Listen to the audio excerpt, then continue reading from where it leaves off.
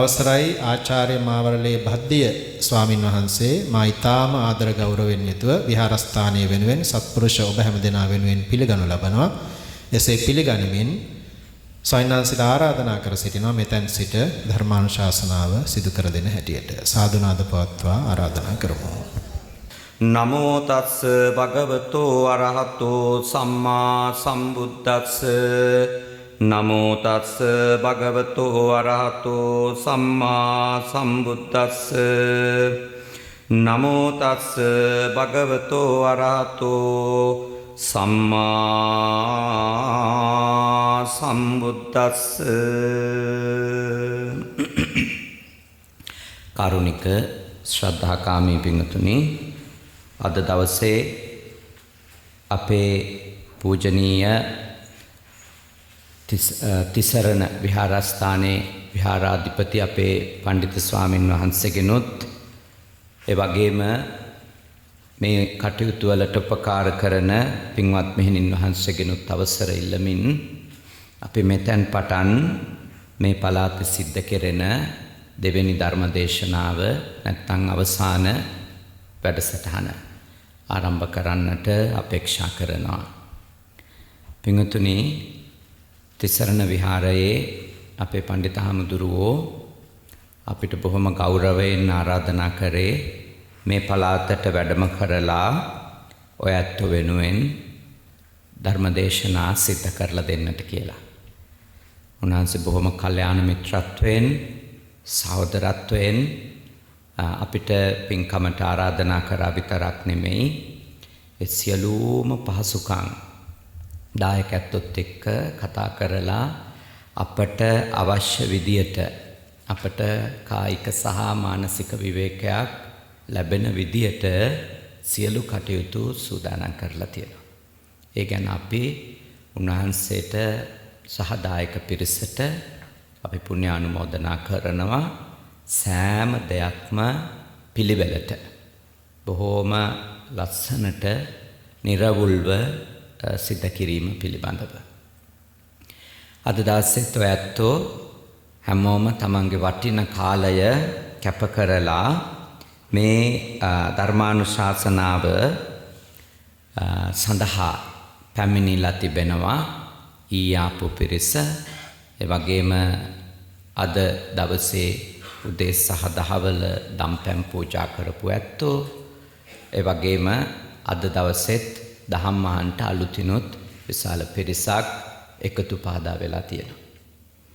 අපේ අර දායක මහත්තයා ඊයේ දේශනාව මං හිතන්නේ ඉංග්‍රීසියෙන් පොඩි සමරියකුත් දෙනවා කිව්වා නේද? මේ සුදු ජාතිකයට ඒක දේශනාව අවසානයේ අපි ඒකට එතුමාට විනාඩි කිහිපයක් දෙනවා. ඊයේ දේශනාවේ කරුණු ටික එතුමා පුංචි පරිවර්තනයක් කරා කියලා මේ පන්සලට උදව් කරන සුදු ජාතිකත්වෝ වෙනුවෙන් පුංචි පැහැදිලි කිරීමක් කරන්නට අපි ගැන සතුටු වෙනවා. පින්වතුනි, අද දවසෙත් අපට මාතෘකා කීපයක් යෝජනා වුණා. එයින් එකක් මම තෝරාගත්තා ඔබත් එක්ක දහම් සාකච්ඡාව සඳහා. ඒ තමයි ප්‍රතික්ෂේප කිරීමෙන් පැහැරව අත්හැරීම කියන කාරණාවනේ. ඒක මාතෘකාවක් විදියට මම ඔබත් එක්ක අද දවසේ කතා කරන්නට බලාපොරොත්තු වෙනවා. ප්‍රතික්ෂේප කිරීම වෙනුවට අත්හැරීම. එතකොට කෙනෙකුට හිතෙන්න පුළුවන් මොකද්ද මේ දෙකේ වෙනස කියලා නේද? ප්‍රතික්ෂේප කිරීමයි අත්හැරීමයි වෙනසක් තියනවද නැත්නම් මේ එකම දේ නේද කියලා? නෑ.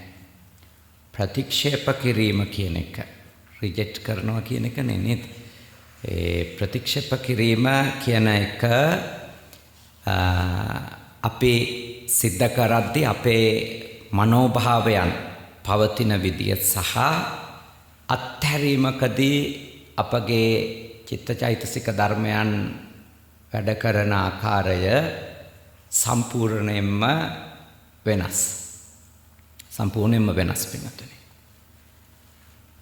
නිදර්ශනක් ලෙස කිව්වොතින් අපේ දෙයක් ප්‍රතික්ෂේප කරද්දී බොහෝ වෙලාවට එතනදී මුල් වෙන්න පුළුවන් එකක් තමයි උග්‍ර ද්වේෂය කියන එකනේ. උග්‍ර ද්වේෂය, උග්‍ර තරහ කියන එක අපි ප්‍රතික්ෂේපයකදී මුල් වෙන්න පුළුවන්. සිතුවිල්ලක් විදියට. ඔබ කවුරු හරි දෙන දෙයක් ඔබ ප්‍රතික්ෂේප කරද්දී එපා කියද්දී බොහෝ විට ඉදිරිපත් වෙන්න පුළුවන් චෛතසිකය තමයි එයා එක්ක තිබෙන්නා වූ මොකද්ද? ක්‍රෝධයක්, ද්වේෂයක්, වෛරී බවක්. ඊළඟට තවත් විදිහකට ගත්තොත් තමන් ගැන තිබෙන්නා වූ මාන්නයක් නේද? අහංකාරයක්. මේ වගේ චෛතසික මත පදනම් වෙලා තමයි බොහෝ වෙලාවට අපි පින්වතුනි යමක් ප්‍රතික්ෂේප කරන්නේ නේ. ප්‍රතික්ෂේප කරන්නේ එවැනි සිතුවිලි මත පදනම් වෙලා. හැබැයි අතහැරීමක් කියන්නේ පහානයක් නේ. පහානයක් නැත්නම් නෙක්ඛම්මයක් කියනකොට තිබෙන්නේ ප්‍රඥාව මුල් වීමක්. අවබෝධය මුල් වීමක්. යථාර්ථය තේරුම් අරගෙන අමෝහය, විද්‍යාව තමන් තුළ ප්‍රකට වීම නිසා, තමන් තුළ ඇතිවීම නිසා සිද්ධ වෙන දෙයක් ඒක. එතකොට මේ දෙක අපේ හොඳින් අවබෝධ කරගත්තොතින් අපට පුළුවන්කම තිබෙනවා ප්‍රතික්ෂේප කිරීම අත්හැරීම් ලෙස සලකලා අපි අපිට රැවටෙන එක වළක්ව ගන්න පළමුවෙන්ම. ඒක අතිශයින් වැදගත් කාරණයක්. මොකද්ද අපේ තියෙන ප්‍රතික්ෂේප කිරීම, දේශ සහගත ප්‍රතික්ෂේප කිරීම නැත්තම් අපේ සලකන්ට පුළුවන් මේවා මොකක් කියලාද? අත්හැරීම් කියලානේ. උදාහරණයක් කිව්වොතින් මට දැන් ප්‍රසිද්ධ වුණාට පස්සේදී විවිධ අය ඉඩකඩම් නිවාස දේපල පූජා කරන්නට මට කතා කරලා තියෙනවා.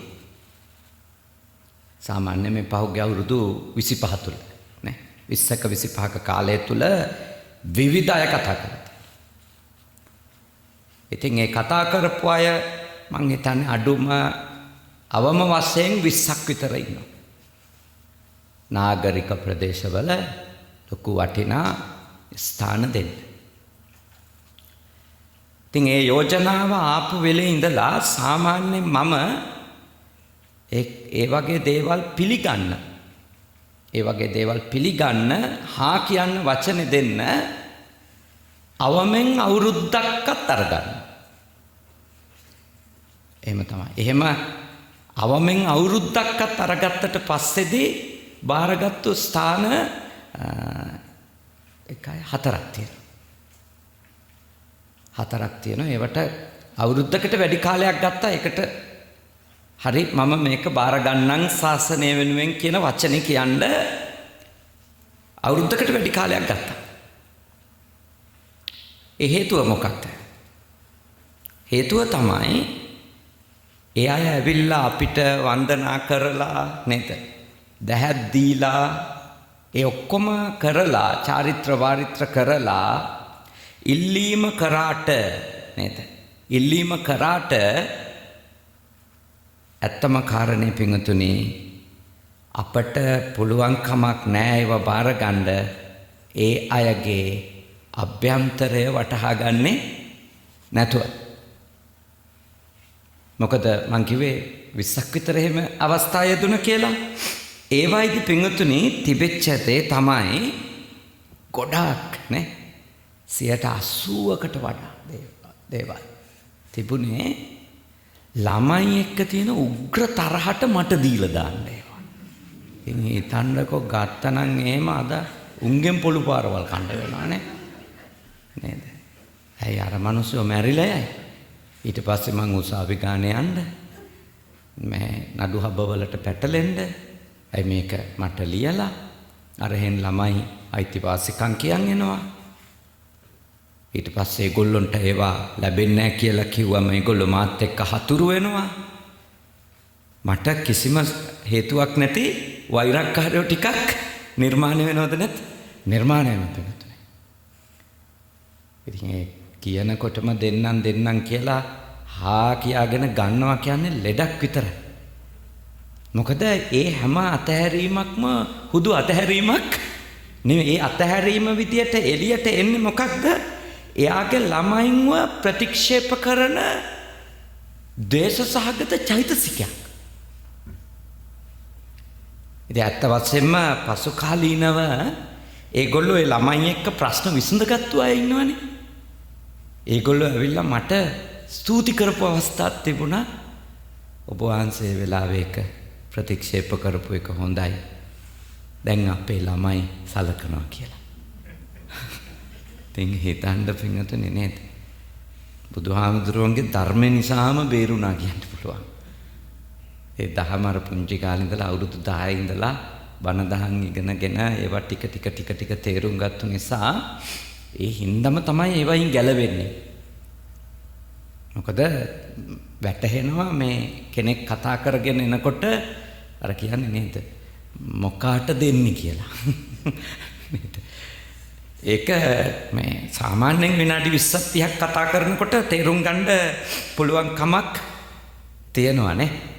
ඒ හින්දා ඔබ වටහා ගන්න මේවා පින්වතුනි ඔබගේ විතරක් නෙමෙයි. ඒ අත්ංග විතරක් නෙමෙයි. නේද? ඕනෑම කෙනෙක්ගේ එන්න පුළුවන්ද බැරිද? එන්න පුළුවන් නේ.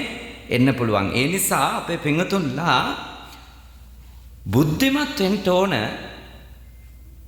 ඒවා අත්හැරීම් ලෙස නේද?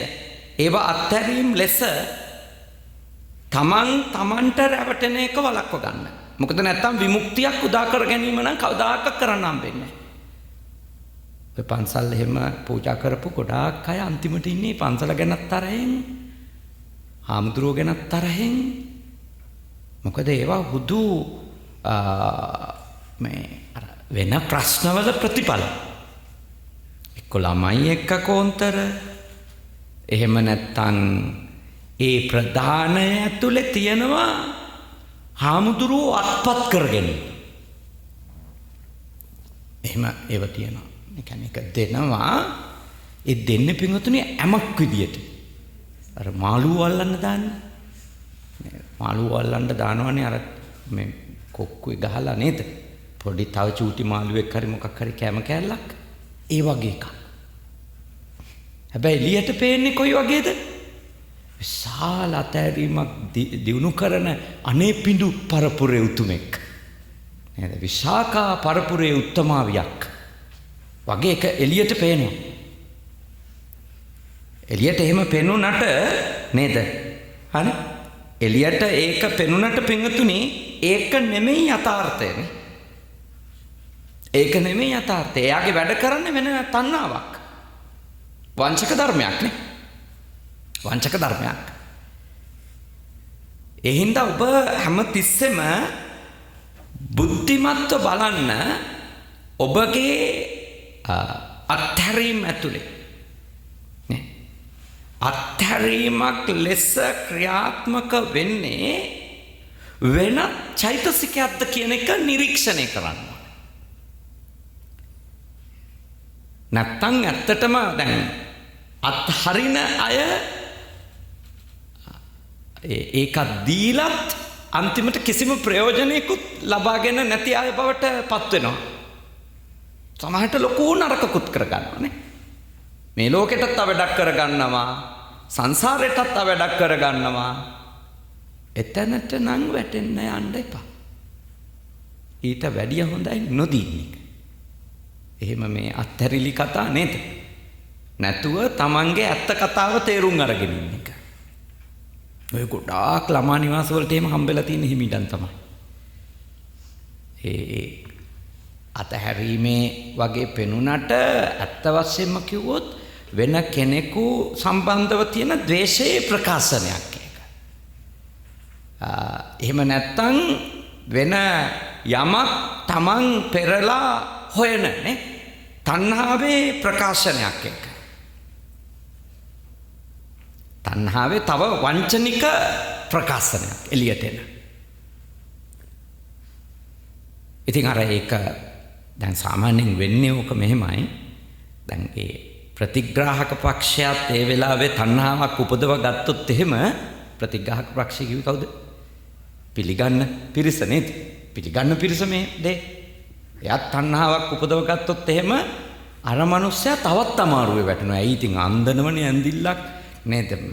මෙහෙම පින් කඳක් නේද? මේ වගේ උත්තමයෙක් ඔබ වැනි අය බුදුන් දවසත් හිටියා වගේ වැකි කිව්වට පස්සේදී පිංගතුනි නේද? අර මිනිස්සයා තවත් නේද? දරුණු ලෙස රැවටෙනවා. දරුණු ලෙස රැවටෙනවා පිංගතුනි. ඒක ඔබ වටහා ගන්න. ඒක එවැනි තැනකින් ඔබ අතහැරීමක් කරන්න යන්නේක ඔබට කරගන්න විශාල මහානිය. මොකද ඒ වගේ දෙයක් කෙනෙකුට දෙනවා කියලා කිව්වොත් ඉන්නේ කරනවා කියලා කිව්වොත් එතනදී අනිත් පාර්ශවයට ලෝභයක් උපදින්න තියෙන ඉඩකඩ ඉතාම වැඩිද නැද්ද? ඉතාම වැඩි. ඒ මිනිස්සේ අතිනුත් ඔබ රැවටෙන්න තියෙන ඉඩකඩ බොහොම වැඩි. බොහොම වැඩි. සායනහන්සට එහෙමත් දිගු කාලයක් නිසා දැන් පැවිදි වෙලා මේ වගේ අත්දැකීම් අනන්ත ඇති නේද? අනන්ත ඇති එහෙම දේවල් කිරීමේ. මේක ගිහි ජීවිතේ වුණත් මේ පැවිද්දන්ට දෙන දේවල් වල විතරක් නෙමෙයි නේද? පැවිද්දන්ට කරන දේවල් වල විතරක් නෙමෙයි පින්වතුනි. ගිහි ජීවිතේ වුණත් මේ ගිහි ජීවිතෙත් ඔය දැන් දරුවන්ට කරන දේවල් ඇතුලේ වුණත් එයා හිතා ගන්න පුළුවන් තමන් මේ කරන්නේ විශාල අත්හැරීමක් කියලා. අත්හැරීමක් නොවන නේද? විශාල බන්ධනයක් ඔළුවේ හදා ගන්නවා වෙන්න පුළුවන්. ඔළුවේ හදා ගන්නවා වෙන්න පුළුවන් නේ? ඒක ගැන සැලකිලිමත් වෙන්න. දැන් සමහරු කියන්නේ මම නම් ඔක්කොම සායනහන්සේ අත්හැරලා ඉන්නේ නේද? ඔක්කොම දැන් කිසි දෙයක් ගැන ලෝභයක් නැහැ. කිසි දෙයක් ගැන බැඳීමක් නැහැ. ඕන වෙලාවක මැරෙන්න පුළුවන්. ඒ වගේ ලොකු කතා මගේ ඉස්සරහා කියාගෙන ආවා. මං ඒගොල්ලොන්ට පොඩි තියෙනවා විභාගයක්. ඒගොල්ලොන්ට නොතේරෙන්න විභාගයක් තියෙනවා නේද? එහෙම ඔක්කොම අතහැරලා දැන් නම් දීපල ඉඩ කඩන් නේද? දීපල ඉඩ කඩන් ඕවා ගැන මුකුත් ආසාවක් නැහැ. ඔක්කොම අතහැරලා ඉන්නේ සායනහන්සේ කිව්වා. මං එකපාරක් කරා එක්කෙනෙකුට පොඩි ප්‍රශ්නයක් යොමු කරා. ඒ තමයි හරි උපාසිකාව ඒක හොඳ දෙයක් ඔබතුමියගේ ඇතුලේ වැඩිච්ච අත්හැරීමේ ගුණය ලොකු දෙයක්. හැබැයි මේ මට ආරංචියක් ඇවිල්ලා තියෙනවා ඔබතුමියගේ ඔය ගෙවල් හරියෙන් දැන් අලුතින් මාර්ගයක් ඉදි කරන්න යනවා කියලා. හයිවේ එකක්. ඒතන පොඩි ප්‍රශ්න ටිකක් තියෙනවා. ඒ නිසා මම දන්නවා ඔය RD එකේ නිලධාරීන් මං එයාටන්ට කියන්නම් මෙහෙම නිර්ලෝභී කාන්තාවක් ඉන්නවා. එතුමියගේ ගෙදර පැත්තෙන් මේ පාර අපි යොදා ගන්න සලස්ස ගමු. එතකොට අනිත් අයත් එක්ක නඩු කිය ආණ්ඩුවට ඉන්න ඕනේ නැහැ. එතකොට ඒ මොකටේ හාමුදුරනේ ඒව කියන්නේ? මේ අන්න එතකොට තමයි තේරෙන්නේ එහෙම අතෑරලා කිව්වට එහෙම එකක් වෙලා නෑ. මං ඉතින් ඒ වෙලෙම හිත හදනවා නෑ බය වෙන්න එපා. RD එකෙන් එන්නෙත් නෑ. හයිවේ වැටෙන්නෙත් නෑ. මට ඕනි උනේ එකම දෙයයි ඔබතුමිය ඉන්නවා මුලාවක. මොකද්ද මුලාව? ඔබතුමියට දැන් ඉඩම් කඩම් ගැන කිසි ආසාවක් නෑ කියලා. ඔය හැදිලා තියෙන්නේ මොකද්ද? ඔය හැදිලා තියෙන්නේ අතහැරීමේ එකක් නෙමෙයි. ඔබතුමියට යම් ආකාරයකට තහවුරු වෙලා තියෙනවා. දැන් මේ මගේ දේට කිසිම ආකාරයකට අනාරක්ෂිත බවක් නෑ කියලා. වැට ගහලා ඉවරයි, තාප්පේ බැඳලා ඉවරයි, ඔප්පු තිරප්පු ඔක්කොම නිරවුල්. දැන් අනාරක්ෂිත බවක් නැති වුණාම හිතනවා දැන් ඒකත් එක්ක සටනක් නෑනේ. ඒකත් එක්ක යම් ආකාරයකට මේ ඔට්ටු වෙවි ජීවත් වෙන්න හේතුවක් නෑනේ. එතකොට හිතනවා පින්වත්නි තමන්ට රැවටෙනවා දැන් මේවට බැඳීමක් නෑයි කියලානේ. මතක තියාගන්න මේ එක එක්කෙනාගේ කතා කිව්වට මේව දැන් මොකද කරන්න ඕන? තමන්ගේ කතාවට ඇප්ලයි කරගන්න. තමන් දේවල් සම්බන්ධව කියන ප්‍රකාශන කරන ප්‍රකාශන වලට මේ කතා මේ චූටි මගේ ජීවිතේ ලැබිච්ච අත්දැකීම් බෙදා ගන්න ඔබත් එක්ක ඒවා ඔබට මේ යොදලා බලන්නනේ. මොකද මේ ලෝකෙ මේ අත්හරිනවයි කියන එක පුහුණු කිරීම හිතන තරම් පහසු කාරණයක් නෙමෙයි. ඒක හිතන තරම් පහසු නෑ.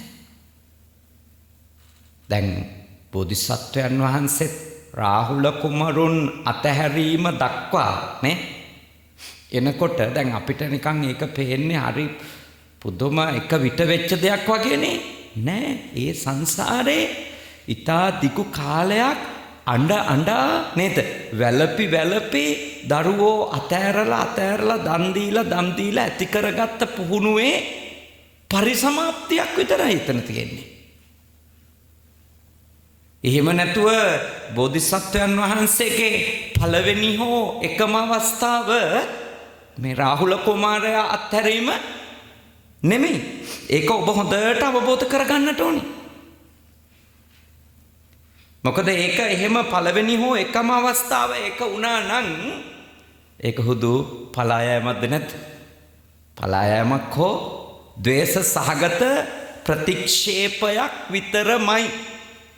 එහෙම වුණා නම් ඒක පළවෙනි එක වුණා නම් හෝ එකම අවස්ථාව වුණා නම් මතක තියාගන්න ඒක නිවැරදි අභිනිෂ්ක්‍රමණයක්, නෙක්ඛම්මයක්, අත්හැරීමක් නෙමෙයි. අපි අහන අන්තිම මනුෂ්‍ය භවය වෙස්සන්තර භවයනේ. දැන් ඒ භවයේත් තමන්ගේ දරුවන්ව එහෙම දම් දීම සම්බන්ධව ප්‍රවෘත්තියක් තමයි තියෙන්නේ. ඒකේ අදහස මොකද්ද? මේ මානව සම්පතට නේ දැන් ඊයේත් අපි සාකච්ඡා කළා දරුවෝ තමයි මේ ලෝකේ අතහැරගන්න අමාරුම කොට්ටාසි කියලානේ. මොකද හේතුව මේ ලෝකේ අම්මා කෙනෙකුට තාත්තා කෙනෙකුට වටිනම සම්පත දරුවෝ නිසා වැඩිම තණ්හාව තියෙන්නේ දරුවන් කෙරේ. එතකොට ඒ අතහැරීමක් වෙනවා යනු ඒ දේට තියෙන ඒ දේත් එක්ක තියෙන ගැටුමක් වෙන්න බෑ. ඒ දේත් එක්ක තියෙන ගැටුමක් වෙන්න බෑ ඒක. ඒක පලායමක් වෙන්න බෑ. ඒක ප්‍රතික්ෂේප කිරීමක් වෙන්න බෑ. ඒ දේත් එක්ක තියෙන ලෝභය තමයි පින්වතුනි මේකේ කාරණාව වෙන්නේ. ඒක ඔබ හොඳට අවබෝධ කරගන්නනේ. ඒකයි බෝධිසත්වයන් වහන්සේ සසරේ දම් දීම කියන එක ආකාර තුනකින් පුහුණු කරන්නේනේ. පූර්ණ අතහැරීමකට එන්නේ. පාරමී ලෙස පුහුණු කළා, ඊළඟට උපපාරමී ලෙස පුහුණු කළා, ඊළඟට පරමත්ත පාරමී ලෙස පුහුණු කළා. එහෙමනේ 30ක් වෙන්නේ පාරමිතානේ. 10 30ක් වෙන්නේ එක පාරමිතාව 3 ආකාරයකට පුහුණු කරනවා. දාන. ඒ කියන්නේ මේ භෞතික දේවල් වලට තියෙන තණ්හාව නැති කිරීමට පුහුණු. ඊළඟට දාන උපපාරමී. ඒ කියන්නේ මේ ශරීර අවයවත් එක්ක තියෙන ඇටැච්මන්ට් එක නැති කරගන්න. ඒකට තියෙන මේ තෘෂ්ණාව නේද? ඒක නැති කරගන්න වීර්ය කරනවා. ඇස් දම් දෙනවා, ලේ දම් දෙනවා, මේ වකුගඩු දම් දෙනවා. එහෙම ශරීර අවයව දීමෙන් ඒ තණ්හාව නැති කරගන්න පුහුණු වීම. ඒ දේත් එක්ක තියෙන බන්ධනය තමයි නැති කරගන්න බලන්න. ඊළඟට පුහුණු කරනවා බෝධිසත්වයන් වහන්සේ කුමක්ද? මේ සම්පූර්ණයෙන්ම මුළු ජීවිතේටම තියෙන තෘෂ්ණාව. මුළු ජීවිතේටම. ඒකට තමයි කියන්නේ මොකක්ද? පරමත්ත පාරමී. මුළු ජීවිතේටම තියෙන බැඳීම නැති කරගන්න පුහුණු කරන එක. පරමත්ත පාරමී. දැන් අපි ඇත්තටම දැන් මේවා පුහුණු කරද්දී ඔබ වටහා ගන්න ඕන අපි දානය හරියට පාරමිතාවක් ලෙස පුහුණු වෙනකොට ඒ දේවල් වලට තියෙන තණ්හාව නැති කර ගැනීම තමයි අත්හැරීම පුහුණු වෙනවා නම් ඔබ පුහුණු වෙන්න ඕන. දේවල් වලට තියෙන තණ්හාව. ඒකයි දම් දීමෙන් ඔබ මේක පුහුණු කරගන්න. එතකොට ඒක කොච්චරද කියනවා නම් මොන දේවල් අතහැරින්න යෑම නිසා මොන අභියෝගය ආවත් මොන ප්‍රශ්න ආවත් ඒ අතහැරින්න යද්දී ඒ ලෝභය දුරු කරගන්න කරන කෙනෙක් වෙන ප්‍රශ්න ආවා කියලා ඒ ලෝභය දුරු කරගන්න අතහරින එක නවත්තන්නේ නැහැ. මම උදාහරණකින් කියන්නම්කෝ.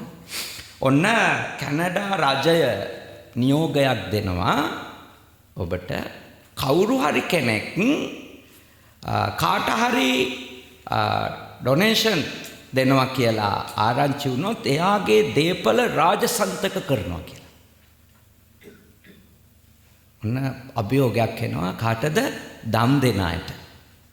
දම් දෙන අයට අභියෝගයක් එනවා. දම් දීම කරොතින් එයාගේ ඉතුරු ඒවා කවුරු ගන්නවා කියලාද? රජයෙන් පවර ගන්නවා කියලා. හිඟන්නේකට හරි ඩොලර් එකක් දෙන අය කී දෙනෙක් ඉතුරු වෙයිද? නේද? සාමාන්‍යයෙන් නැත්තටම නැති වෙලා යන්න තියෙන මහා වීරයෙක් කරුණකොටනේ. මහා වීර බෝධිසත්වරයෙක් කරුණකොට පිංගුතුනි අනෙක් හැමෝම දීම නවත්තනවද නැද්ද? දීම නවත්තනවා. මොකද හේතුව? එහෙම අතහැරීම පුහුණු වෙනවයි කියන එක ඒක ලේසි පහසු තැනක තියෙන එකක් නෙමෙයි. මේ අද ඔය ඇත්තෝ දන් දෙන්නේ ඒ දීම නිසා අනිත් දේවල් වලට අභියෝගයක් නොවන බව තහවුරුයි නේ. බෝසත්තුරු පාරමී පුරනකොට කරන්නේ අතහැරීම පුහුණු කරන්නේ ඒ අභියෝග එද්දිත් නේ තමන්ගේ සියල්ලම නැති වෙන බව දැනුණත් එදීම නවත්තන්න. ඒක අතහැරීම පුහුණු කිරීම. එතනින් තමයි එතුමන්ලගේ කුසලයනේ ඒ පාරමිතාව සම්පූර්ණ වෙන්නේ පිටුනේ. ඊළඟට ශරීර අවයව නැති වෙන තත්වයක් උදා වෙනවා. නේද? මේ තෙසරණ විහාරයට දාන ගෙනිච්චොත් අත් කපනවා. ඇස් ගලවනවා කියලා නේද සායනසේ. එහෙම මොකක් හරි ආවොත් පරිසරයක් ස්වාමීන් වහන්සේ දාන්නේ නැතුව අපවත් වෙලා යනවා. ඒක අනිවාර්යයි. මොකද හේතුව තමන්ගේ ශරීර අවයව අහිමි වෙද්දි දීම පුහුණු කරන්න ඉදිරිපත් වෙනවා නම් ඒ මහා බෝසත් වීරයෙක් විතරමයි වෙන්න ඕනේ. එවැනි බෝසත් වීරවරයෙකුට ඇරුණකොට පිංගුතුනි වෙන කාටවත් එහෙම දානය පුහුණු කරන්න බෑ. ඒ කියන්නේ උපපාරමී කියන්නේ තමන්ගේ ශරීර අවයව වලටත් ලෝභය අතාරිනවා අත්තරීම පුහුණු කරද්දී. ඒවට වෙන ප්‍රශ්න සලකන්නේ නැහැ. තමන් ලෝභය නම් නැති කරන්නේ. තේරුණා නේද? තමන් ලෝභය නම් නැති කරන්නේ ලෝභය දුරු කරගන්න නම් තමන් උත්සාහ කරන්නේ එයා බලන්නේ නැහැ පිංගුතුනි මොකද්ද එතනින් එහාට වෙන්නේ කියන එක. ඒකේ මැක්සිමම් ලෙවල් එකට ගියාමනේ. ඒකෙදි තමයි පරමත්ත පාරමීනේ. ඒ කියන්නේ මොකද්ද? මුළු ජීවිතයම අහිමි වෙන තත්වයක් ආවත් නේද? මුළු ජීවිතයම අහිමි වෙන තත්වයක් ආවත් තමන්ගේ දානය තමන්ගේ අතහැරීම නවත්තන්නේ නැතිනම් නේද? එවැනි තත්වයකට දෙවත් තමන්ගේ අත්හැරීම තමන්ගේ පුහුණුව නවත්තන්නේ නැතිනම් අන්න ඒක තමයි පරමත්ත පාරමී. ඔය හිස දන් දුන්නා ඔක්කොම ඒ කියන්නේ තමන් මරණය තෝරගන්නේ දහම්සොඬ ජාතකයේ වගේ. දැන් ඒ වයිදී අපිට පෙන්වන්නේ මේ තමන්ව මුළු ජීවිතේම දුන්නා කියන එක. නමුත් ඒකේ අයිඩියා එක තේරුම් ගන්න ඕන මොකද්ද? මේ මුළු ජීවිත පැවැත්මට තමයි සමස්තයක් විදියට අපිට තියෙන බරපතලම තණ්හාව තියෙන්නේ. ඒකත් අපේ අතහැර ගන්නවා. ඒ තණ්හාවත් අපි දුරු කර ගන්නවා පරමත්ත පාරමී කියන පූර්ණ අතහැරීමකට. ඒක ගොඩාක් ලොකු තත්වයකට යනවා.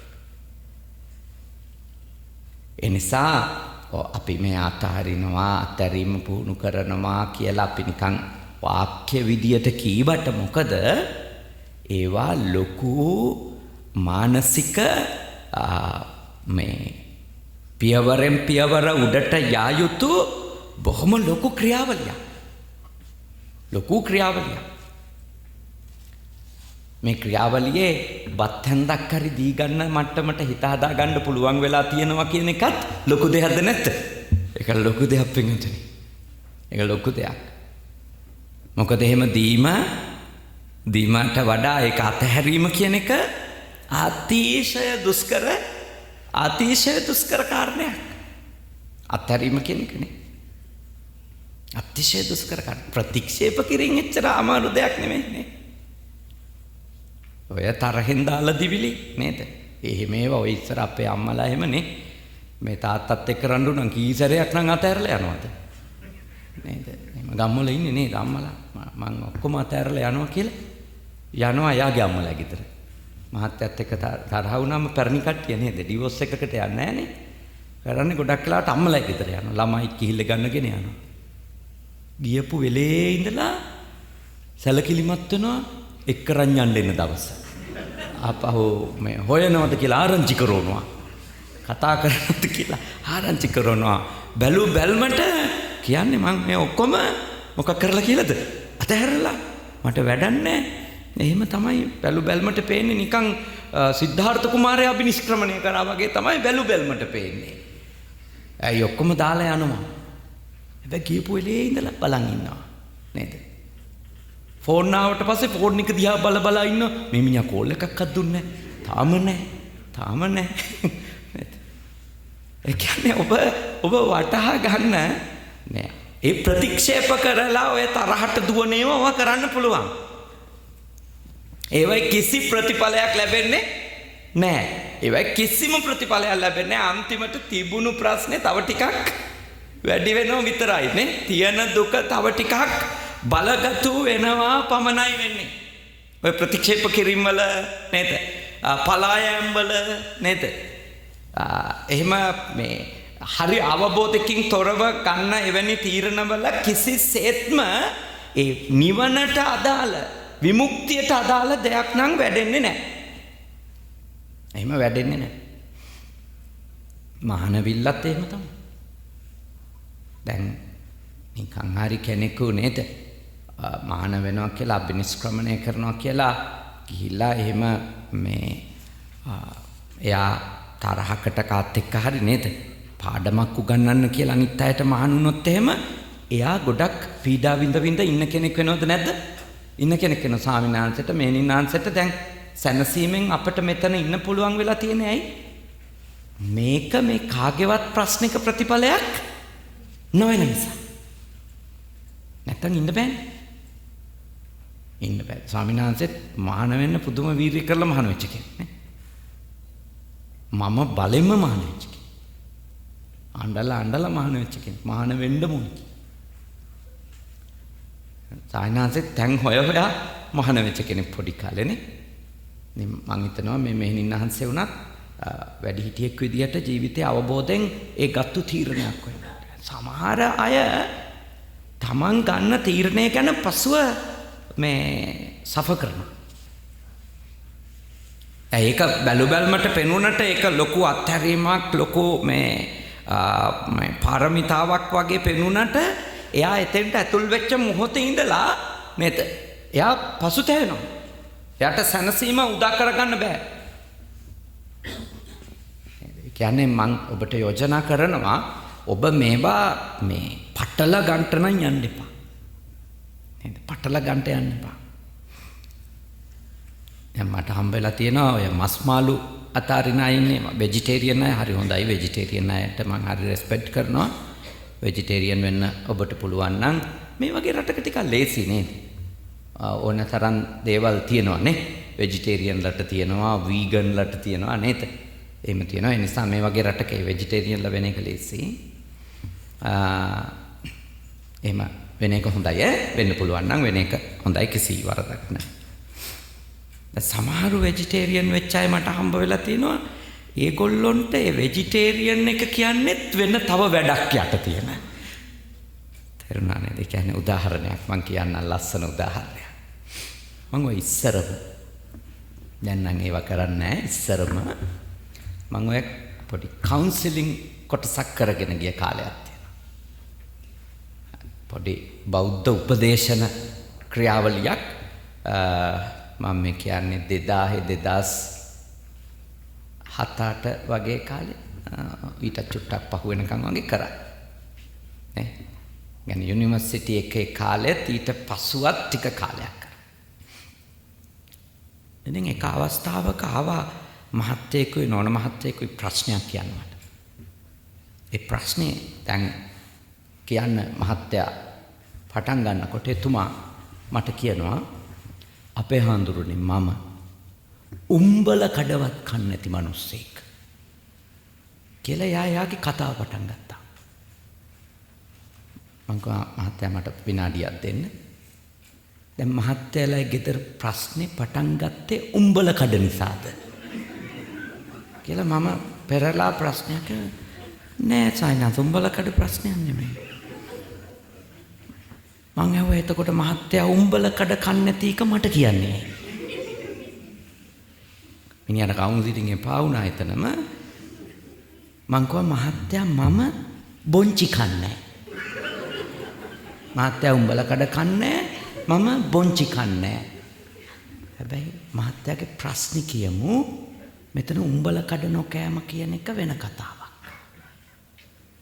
මහත්තයා නෝනට ගහනවා නම් ඒක වෙන කතාවක්. උම්බල කඩ නොකනේ උන් ඉන්න අනිත් උන්ගේ මාළුකක් ජීවත් වෙනවා. නේ? දවසම කරන්නේ ඔළුව කන එක. හැබැයි උම්බල කඩ කන්නේ. උම්බල කඩ කන්නේ නැති එක හොඳයි. දැන් ප්‍රශ්නයක් නැහැ. ඒකට අපි යාට ක්‍රෙඩිට් එකක් දෙනවා. හැබැයි යා උම්බල කඩ අතෑරියයි කියලා නේද? ඒක යාට වෙන ඇඩ්වාන්ටේජ් එකක් කරගෙන ඒකෙන් යාව මතුවෙන්න බෑ. ඒක බුද්ධ ආගම කරගන්න එපා.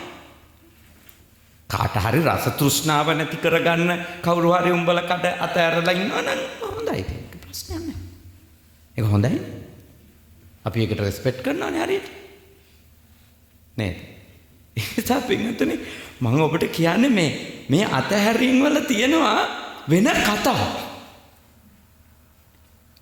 ඒ කතා කියන්නේ තනිකරම අර අතහැරීම කියන වචනේ අර්ථයට පටහැනි දේවල්ද නැද්ද? පටහැනි ඒවා මං කියන්නේ අන්න ඒව තේරුම් ගන්න.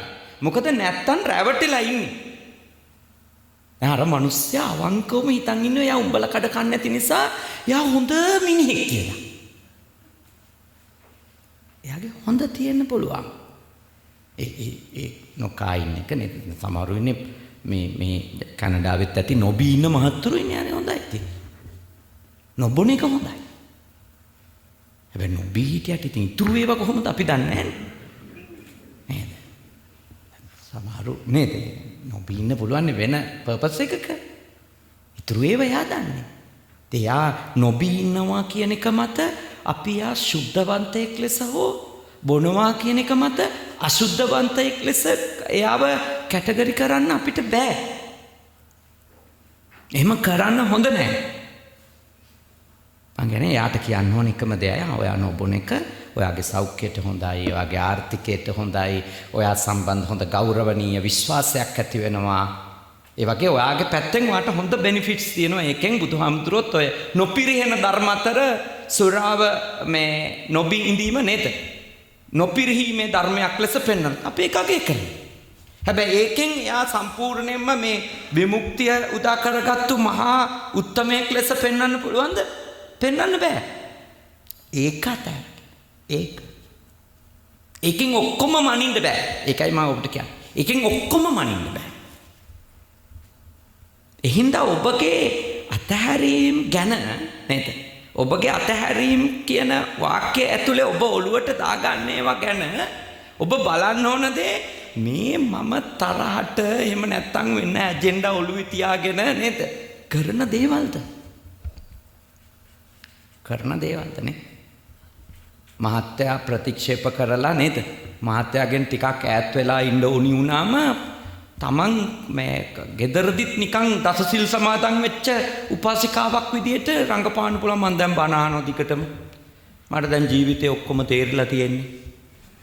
මට මේ කිසි දෙයක් වැඩක් නැහැ කියලා මහත්තයාගේ එයත් එක්ක තියෙන පංචකාමයට අදාළ ජීවිතයෙන් සම්පූර්ණයෙන් අයින් වෙලා එහෙම ඉන්න පුළුවන් කෙනෙක්. ඒ ඉඳීම ඇතුලේ තියෙන ඇත්තටම එයා තේරුම් ගන්න ඕන දේ තමයි මේ තියෙන්නේ මට පංචකාමයෙන් මම වෙන් වෙලා ඒ පිළිබඳව තිබෙන තෘෂ්ණාව දුරු කර ගැනීමක්ද නැත්නම් මහත්යත් එක්ක තියෙන ඇරියස් එකක් කවර් කිරීමක්ද? ඒක Taman තේරුම් ගන්න. මොකද එහෙම තේරුම් නොගත්තොත් වෙන්නේ පින්වතුනි ලොකු ප්‍රශ්නයක් එනවා. දැන් එහෙම ප්‍රතික්ෂේප කරලා නේද?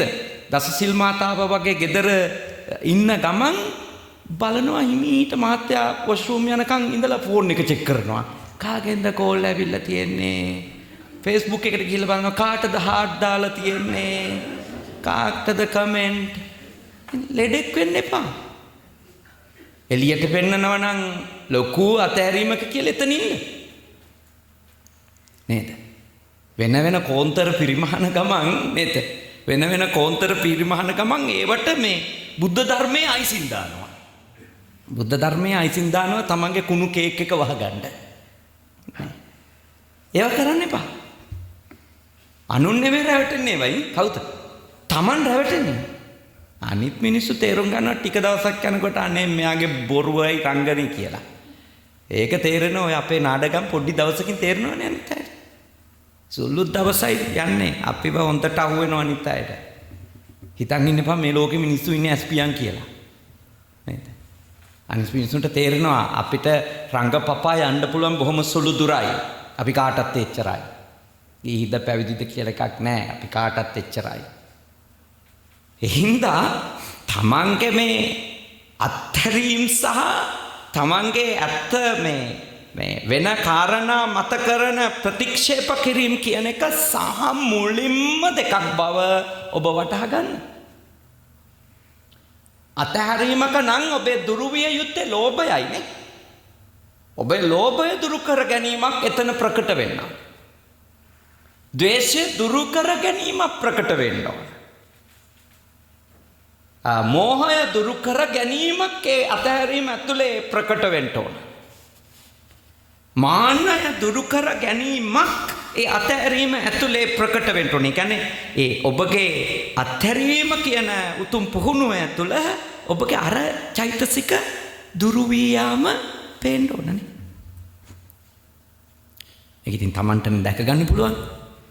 Taman බලන්න ඕනේ ඒක සතිමත්වනේ. සතිමත්ව නුවණින් බලන්න ඕන විමසලා මේ මෙතන මොකද වෙන්නේ? මම මේ මොකද කරන්නේ නේ? මේ මම මට රැවටෙනවද? නැත්තම් මම ලෝකේ රවට්ටනවද නේ? ගොඩාක් වෙලාවට වෙන්නේ ඔය ලෝකයට දේවල් පෙන්වන්න කරන්න තමන්ව වේගෙන් රැවටෙනවා ඒවට. වංචක ධර්ම කියන්නේ ඒකනේ ස්වභාවය. self deception කියලා වචනයක් පාවිච්චි කරන්නේ නේද ඉංග්‍රීසියේ? ස්වයං මිත්‍යාවලට ගොදුරු වීම. තමන්ටම තමන් අහු වෙනවා තැන. තමන්ටම තමන් රැවටෙන තැන. ඕනේ තරම් වෙනවා. අපේ ජීවිතේ වෙන්න තියෙන අවකාශයන් වැඩිම දේවල් ඕවා. අපි ඔය මේ ප්‍රතික්ෂේප කිරීම ඒක නොකල යුත්තේ ඇයි? ඒක ඒ ප්‍රතික්ෂේප කිරීම වල ප්‍රශ්නේ තමයි තවත් ලෝභය වැඩි වෙන්න ඒක හේතු වෙන එක. එහෙම නිකන් අවබෝධයෙන් තොරව කරන ප්‍රතික්ෂේප කිරීම වල වෙන්නේ තව තැනක ලෝභය වැඩි වෙනවා. තව පැත්තකින් අපේ තණ්හාවම වැඩෙනවා වෙන විදියකට. එහින්දා ඔබ දැන් මම ඊයේ කිව්වා ඔබ දරුවෝ සම්බන්ධව අතහැරීම පුරුදු කරගන්න කියලා. ඒත් එක්කම මම ඊයේ දැඩි ලෙස අවධාරණය කරා මේ අතහැරීම තරහෙන් නේද? හෝ වෙන තණ්හාවල් මත කරන්න යන්න එපා. කොහොමද මම මේ දරුවොත් එක්ක තියෙන ඇටැච්මන්ට් එක අයින් කර ගනිමින් ඉන්නේ කියන එක ගැන හැමතිස්සෙම සතිමත් වෙන්න.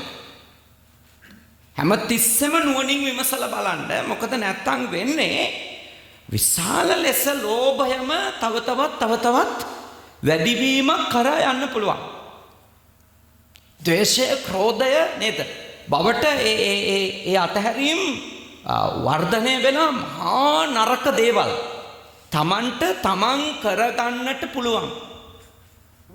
ඒවට තමන් රැවටිලා තින්න තියෙන ඉඩකඩ බොහෝම වැඩි.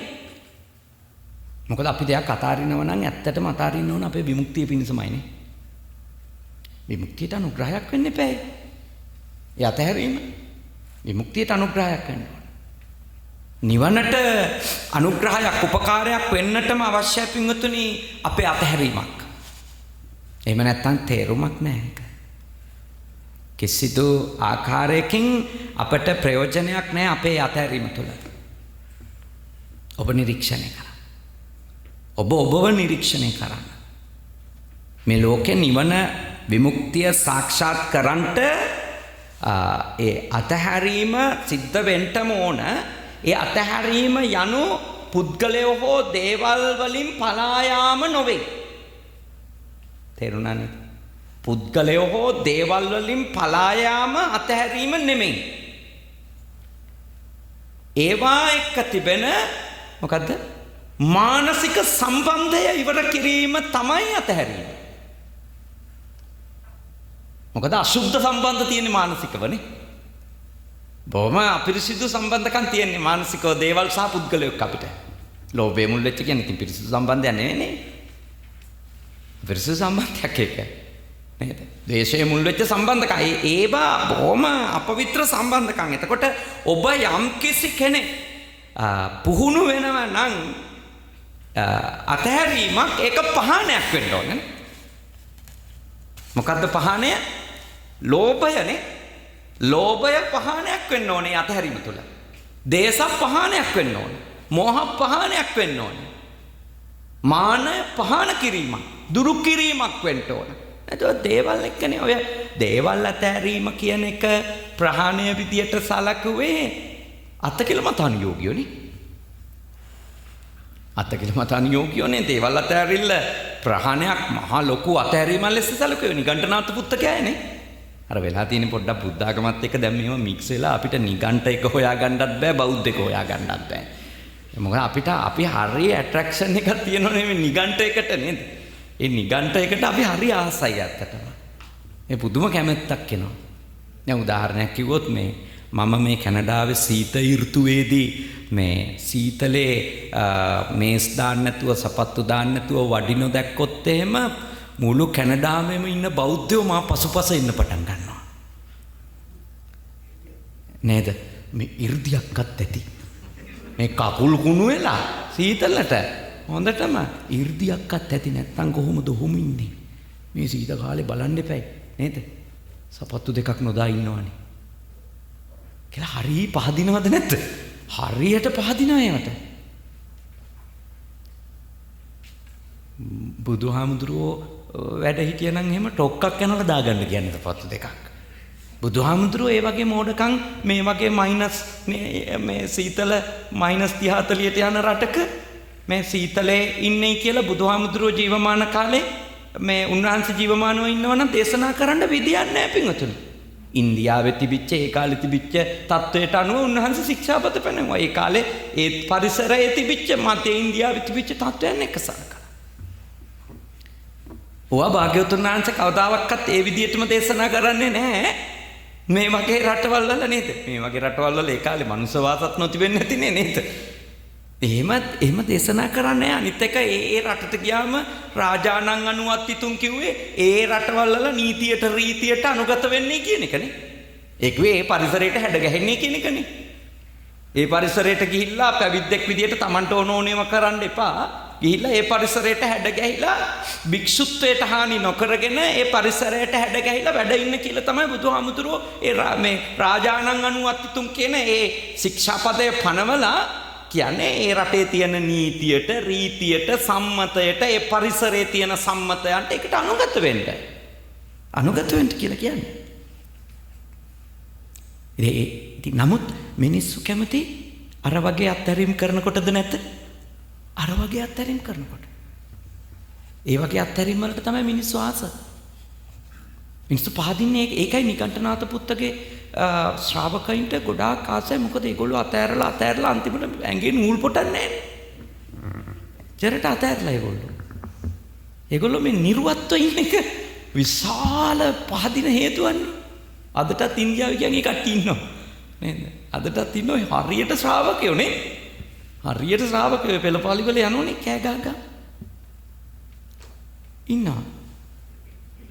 එහෙම මේ සීත කාලේ ඇඳුන් නැතුව ඉන්න එකවත් නේද? ඒවා මේ අතහැරීම් ලෙස බුදුදහම පිළිගන්නේ නැහැ. බුදුදහම පිළිගන්නේ නැහැ. බුදුදහම පිළිගන්නේ මේ ශරීරයට කැම ටික දෙන්නේ නැතුව, ප්‍රමාණවත්ව ආහාර ගන්නේ නැතුව, ප්‍රමාණවත්ව සීතට උෂ්ණයට ගැලපෙන ඇඳුමක් අඳින්නේ නැතුව ඉන්න එක අතහැරීමක් ලෙස බුදු ශාසනය පිළිගන්නේ නැහැ. අපිට කියනවානේ සිවුරු පෙරවද්දිම නේද? සීතස්ස පටිඝාතාය උන්නස්ස පටිඝාතාය නේද? දංශමකස වාතාතප සිරින්සප සම්පස්සානම් පටිඝාතාය. ඉතින් අපි සීතලෙන් බේරෙන්න, උෂ්ණෙන් බේරෙන්න මැසිමදුරුවන්ගේ ඒකට ගැලපෙන ඇඳුම තමයි තෝරන්න ඕන. ඒකට ගැලපෙන ඇඳුම තෝරගන්න. ඒක තමයි බුදුරජාණන් වහන්සේ කියන්නේ. එහෙම නැතුව බුදුරජාණන් වහන්සේ දේශනා කරන්නේ අඩුම ඇඳුම් ටිකක් තියන් ඉන්න. ඒකට එතෙන්ට ගැලපෙන විදියට ඔබගේ ඇඳුම පැළඳුම පාවිච්චි කරගන්න. පැවිද්දෙකුට ඇඳුම බුදුහාමුදුරු කියලා තියෙනවා. ගිහියන්ටත් ඒ ගැලපෙන ඇඳුම පාවිච්චි කරන්න. අතහැරීම කියන්නේ මේ ඒව ඔක්කොම අතහැරලා දාලා ශරීරයට දුක් දෙන එක නෙමෙයි. ඔය අපිට ලොකු එකක් කොළුවට ගියානේ. ඒ තමයි මොකක්ද අර උගන්නගෙන යනකොට දුෂ්කර ක්‍රියා සයවුරුද්දක් දුෂ්කර ක්‍රියා කොට අප බෝසතාණන් වහන්සේ උතුම් බුද්ධත්වයට පත් වූසේක කියලා තමයි ඔළුවට ගියේ. අර කතාව ඔය කියාගෙන යද්දි කියුනේ එමය. එතකොට ඔළුවට ආවා මේ දුෂ්කර ක්‍රියාවේ සමාප්තිය තමයි බුදු බව කියලා. හැබැයි මේක තීරණාත්මකව බුදුහාමුදුරුවෝ දුෂ්කර ක්‍රියාවෙන් හෙවත් ඒ ගැටෙමින් කරපු ප්‍රතික්ෂේප කිරීමෙන් අතහැරීමෙන් බුදුහාමුදුරුවෝ වෙන් වුණාද නැද්ද? වෙන් වුණා. ඒ වෙන් වෙච්ච දවසේ තමයි පස්සක තවුස බුදුහාමුදුරුවෝ අතහැරලා ගියේ. ඉතින් තාම මිනිස්සු හිතන්නේ බුදු වෙන්න නම් මොකක් කරන්න ඕනේ කියලා. දුෂ්කර ක්‍රියා කරන්න ඕනේ කියලා. ඒක හදන එකයි ලේසි වැඩක් නෙමෙයි. ලේසි වැඩක් නෙමෙයි. ඒක කොච්චරද කියනවා නම් ඒක හරි මේ එහෙම නොවන කෙනාට ද්වේෂත් කරනවද නැද්ද? ද්වේෂත් කරනවා. දැන් මේ අත කාලේ ඇත්ත වශයෙන්ම අපි දන්නේ නැහැනේ කවුරු හරි කෙනෙක් මාර්ගඵල ලබලද නැද්ද කියලා. නේකන් හරි කවුරු හරි කෙනෙක් මාර්ගඵල ලබලා කියලා කියපු ගමන් ප්‍රශ්න කරන්නේ එයාගේ ආධ්‍යාත්මය නෙමෙයිනේ. එයාගේ ධර්මඥානය ප්‍රශ්න කරන්නේ නැහනේ. ප්‍රශ්න කරන්නේ මොනවා ටිකද? එහෙනම් ඔය V8 එකක් තියෙන්නේ. එහෙනම් ඔය ලොකු ගොඩනැගිල්ලක ඉන්නේ. අද වගේ කාලෙක භාග්‍යවතුන් වහන්සේ වැඩ හිටියා නම් බහුතරයක් දෙනා භාග්‍යවතුන් වහන්සේව ප්‍රශ්න කරයිද නැද්ද? භාග්‍යවතුන් වහන්සේව ප්‍රශ්න කරනවා. ඇයි? භාග්‍යවතුන් වහන්සේ අද කාලේ තියෙන වාහනය පාවිච්චි කරන්නේ භාග්‍යවතුන් වහන්සේට දායකයෝ පූජා කරන දෙයක්. භාග්‍යවතුන් වහන්සේ දායකයෝ හදලා පූජා කරන පන්සලක ඉඳින්නේ දැන් අර පස් මහල් හෝ සත් මහල් ප්‍රාසාදයක් කියනවනේ කාමර 500ක් තියෙන පූර්වාරාමෙනේ. ඉතින් ඕක දැක්කම කියයි පන්සලක් නෙමෙයි මේක මොකක් කියලාද? මන්දිරයක් බංගලාවක් කියයිනේ. ඉතින් බුදුහාන්ට බැනුම් ගන්න. දරුණු ලෙස බැනුම් ගන්න වෙන බුදුහාන්තරට. ගැලවෙන්න හම්බෙන්නේ නැහැ. මොකද බුදුහාමුදුරුවෝ අත්හැරපු කෙනෙක් ලෙස පිළිගනීද? පිළිගන්නේ නැහැ. මොකද ගොඩනැගිලි වලින් මිනිස්සු තීරණය කරනවා. ගොඩනැගිලි දිහා බලලා තීරණය කරනවා යා විමුක්තිය ලබලාද නැද්ද කියලා. කන කැම බීම අනුව තීරණය කරනවා නේ. දැන් දේවදත්ත හාමුදුරුවෝයි මේ සාරිපුත්ත මොග්ගල්ලාන හාමුදුරුවෝ වෙජිටේරියන්ද කියලා කොහෙවත් සඳහනක් නැහැ නේ. මම දැකලා නැහැ වෙජිටේරියන් වෙන්නේ නැති දන්නේ නැහැ.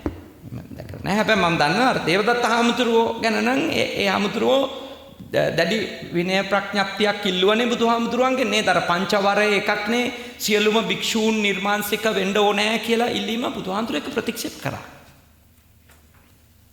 නිර්මාංශය මාත් එක්ක ආරෝවක් හදාගන්න එපා. මම කියන්නේ බණ පොතේ තියෙන දේනේ. නිර්මාංශකම මම අගය කරනවා. ඒක හොඳයි. ඒක හොඳයි.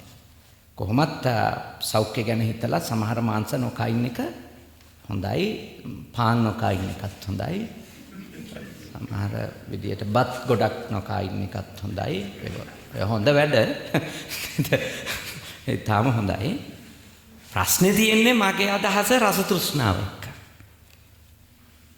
ප්‍රශ්නේ තියෙන්නේ මේ ආහාරයෙන් කවුරුවත් සුද්ධවන්තයෙක් වෙන්නේ නෑ, අසුද්ධවන්තයෙක් වෙන්නේ නෑ. මොකද ඕවා මේ අඟල් 6ක් වෙච්ච දිවෙන් ඇතුළට ගියපු ගමන් නේද? ආපහු එළියට ආවොත් අපි දුවනවා නේ. නේද? ඒක ඒ ටික ගත්තු තැනවත් නේද? ඒකට වියදම් කරපු ගානවත් අදාළ නෑ. ඉතින් වමනේ තමයි ළඟටනේ. අනිත් පැත්තෙන් පිට වුණොත් දුර්ගන්ධය හමන නේද?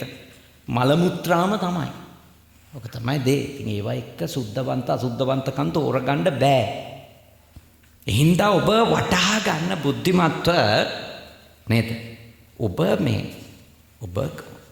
හොඳ වාහනයක් පාවිච්චි කරන කෙනෙක් වෙන්න පුළුවන්. ඔබ හොඳට ඔබගේ ආර්ථිකයේ ප්‍රමාණයට ආහාර පාන ගන්න කෙනෙක් වෙන්න පුළුවන්. ඔබගේ ආර්ථිකයේ ප්‍රමාණයට ඔබට ලැබෙන භෞතික සම්පත් ඔබ ප්‍රයෝජනව ගන්නවා වෙන්න පුළුවන්. මොකද්ද මේ අතහැරීම පුරුදු කර ගන්නවා කියන්නේ? ඒව නිසා තණ්හා හදාගන්නේ නැති කෙනෙක්. ඒව නිසා මාන්න හදාගන්නේ නැති කෙනෙක්. ඒව නිසා දෘෂ්ටි හදාගන්නේ නැති කෙනෙක්. තේරුණා නේද? අන්න එතකොට ඔබ ඒව අතහැරලා ඉන්න කෙනෙක් වෙනවා. තණ්හා මාන දිට්ඨි හදාගන්නේ ඔබට ඉපදිලා තියෙන ලාභ ගැන. ලාභ ඉපදෙන්නේ ඉතින් සංසාරේ කරපු පින්වලටනේ. සංසාරේ පින ඉතින් අපිට ඒකත් එක්ක ගැටෙන්න බෑනේ පින්වතුනි. සංසාරේ පින සංසාරේ පිනක් එක්ක. දීපු අයට කොහේ හිටියත් ලැබෙනවද නැද්ද? ලැබෙනවා. පුබ්බේචගත පුඤ්ඤතා කියන එක ඉතින් භාග්‍යවතුන් වහන්සේ ප්‍රතික්ෂේප කරේ නෑනේ. කම්මං සත්‍යේ විභජතිනේ. කරපු කර්ම සත්වයාව බෙදනවා යදිදං හීනප්පනිතතා යති. කොහොමද හීනපනිත? සමහරු බොහොම ඉහළ තලයක, සමහරු ඊට සාපේක්ෂව අඩු තලයක. ඒක මේ කර්ම නියාමයක්. ඒවා එක්ක අපි ගැටෙන්නේ නෑ. ප්‍රශ්නේ තියෙන්නේ මොකද්ද? එයා ඒ ලැබෙන දේහි කවුරු වෙනවා කියන එකද? තණ්හාවේ වහලෙක්ද? තණ්හාවේ වහලෙක්ද? අන්‍යයා දුක් විඳිනවා. මාන්නයෙන් වහල් වෙලාද? දුක් විඳිනවා. එයා දෘෂ්ටි හදාගෙනද? ඉවරටම ඉවරයි.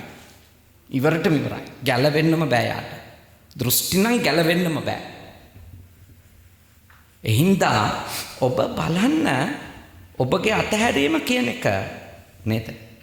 ඒක හුදු ප්‍රතික්ෂේපයක් නොකරගෙන ඒක ඔබ අවබෝධයෙන් ඔබ සිද්ධ කරන දෙයක් බවට පත් කරගන්න. එතකොට ඔබගේ ගෙදර ඉඳන්ම යම් දේවල් ඔබට පුහුණු කරගන්න පුළුවන්ද බැරිද? පුළුවන් නෙපෙන්නේ. දැනට ඔබට තියෙන දේවල් නිසා තියෙනවා නම් හැදිලා දරුණු තණ්හාවක්. ඔබ ටික ටික ඒක පාවිච්චි කරනවා. ඒක තියෙනවා. හැබැයි ඒකේ අර තණ්හාවේ වහලෙක් වෙන්නේ නැහැ ඔබ. තේරුණා නේද? ඉතින් සිවුම්ම බලන්න ඕනේ. සිවුම්ම බලන්න ඕනේ. මේ තණ්හාව නෑ කියා හිතන් හිටියට අපිට තියෙනේව තියෙනවා. මම මගේ උදාහරණයක් කියන්නම්. මේ ස්මාර්ට් මේ ෆෝන් නේ ජංගම දුරකථන කියන ඒවා මේ ආපු මුල් කාලේ මට එක්ස්පීරියන්ස් එකක්. මට හම්බුණා පිටරට ඉන්න දායකයෙක්ගෙන් ෆෝන් එකක්. ඉතින් මේක හම්බ වෙච්ච කාලේ පින්වතුනි මම ෆොටෝ ගහනවා අනිත් අයට පේන්න. මෙහෙම එක ඒවා මම කරනවා. හොඳේ. එහෙම එකක් මට තියෙනවා කියලා පෙන්වීමේ අරමුණෙම සාතික වශයෙන් මහාන වෙලා වෙනකොට මම 10 ඉන්නේ මහානුනේ. හරි දෙයක් ඉතින් ඒක මේ අරගෙනම යන්නේම අනිත් අයට පෙන්වන්න බලාගෙන. අර ඉස්සර අර ගඩොල් බාග තියෙන කාලෙත් ගොඩාක් අය කොහෙට හරි ගියපු ගමන් ඒක තියෙනනේ මේස උටින්. අන්න ඒක වැඩ කළා මගෙත්. ඒක වැඩ කළා ඒ කාලේ. හොඳටම වැඩ කරා මම දන්නවා ඒක. ඒක බොහොම තදට ක්‍රියාත්මක වුණා කියන එක. ඉතින් ඕක කාලයාගේ ඇවෑමෙන් මොකක්කෝ හේතුවක් මත ඒ දායකයා දුන්නේ පාවිච්චි කරපු එකක්. ඒක මම පාවිච්චි කරමින් ඉදිද්දි පින්වතුනි ඒක වැඩ කරන්නේ නැතුව ගියා. මම ඒක ඊට පස්සේදී මගේ වීදුරු සහිත මේ පොඩි අල්මාරියක් වගේ එකක් තිබ්බා. ඒකේ තියලා මට දරා ගන්න පුළුවන් මට්ටමේ සාමාන්‍ය ෆෝන් එකක් මම ඊට පස්සේ අරගෙන පාවිච්චි කරමින් හිටියා. ඔය අතරතුරේ මගේ රියදුරු මහත්තයා වනවලට මාව වඩම්මගෙන යන්න මට ඉන්න රියදුරු මහත්තයා එයා මගේ කාමරේට එනවනේ. එයා කුටියට ආවම ඔක කබඩ් එකේ තියෙනවා දකින්න. දැකලා මගෙන් දවසක් අහනවා මේ ආම්දුරනේ මම අර ෆෝන් එක හදාගන්නද මට දෙනවද ඒක? ඔබ වහන්සේ පාවිච්චි කරන්නේ නැති නිසා. මම ඒක හදාගත්තට කමක් නැද්ද? මේ මාස ගානක් තිබ්බ ෆෝන් එක කැඩිලා මාස ගානක් ඒ කබඩ් එකේ. මට එක සැරේටම කියවුණු එක තමයි මොකද්ද? එහෙනම් හදාගෙන ටික දවසක් පාවිච්චි කරලා දෙනවකෝ. අර එච්චර දවසක් තියෙනකොට මට නිකන් ඒකත් එක්ක මගේ ඇටැච්මන්ට් එකක් තණ්හාවක් තියෙනවා කියලා මම දන්නෙත් නෑ. අරයා ඉල්ලපු ගමන් තමයි තේරෙන්නේ මේ මගේ ෆෝන් එක මේ ආදයට තෝන්නේ නැති එකක් නෑ කියලා. ඊට පස්සේ දවස් ගාණක් මට ඒක මතක් වෙනවා. මේ මගේම අත්දැකීම. ඊට පස්සේදී මං ඒක විදර්ශනාවක් කරගත්තා. මොකක්ද? නෑ. ඔක මගේ ගාව තිබිලා තමයි කැඩුනේ. දැන් මෙයා හදාගනි. ආයෙත් එයා හදාගත්තත් ඕක කැඩෙනවා. ඔක කැඩෙනවා. අන්න ඒක තේරුම් ගියපු වෙලාවේ තමයි මං සතිය එකමාරකට විතර පස්සේ තමයි රියදුරු මල්ලිට කිව්වේ ඔයා ඕක තිගටම තියාගන්න මට එපා. එදා තමයි කතාව. එතකන් අර කොළුවා ඒක හදාගෙන එන ගහගෙන අර මේ පාවිච්චි කරන එකත් ඊකත් බලන්නේ තණ්හාව. මේ තණ්හාව සුළුපටු නෑ. මේ අපි මේ හිතන තරම් කතාව නේද? කයිවාරු ගහන තරම් මේක ප්‍රැක්ටිකලි මේක පුහුණු වෙනකොට තත්වය වෙනස්ද නැත? වෙනස් පිටුනේ. සම්පූර්ණ වෙනස්. සම්පූර්ණ වෙනස්. තේරුම් ගැනීම සහ මේ දේවල් කිරීම අතර වෙනස්කමක් තියෙනවා. ඒ නිසා ඔබ නේද? ඔබ බුද්ධිමත්ව නේද? බුද්ධිමත්ව පිටුනි ඔබ වටහා ගන්න ඕන මේවා. නේ? ඔබ වටහා ගන්න ඕනේ.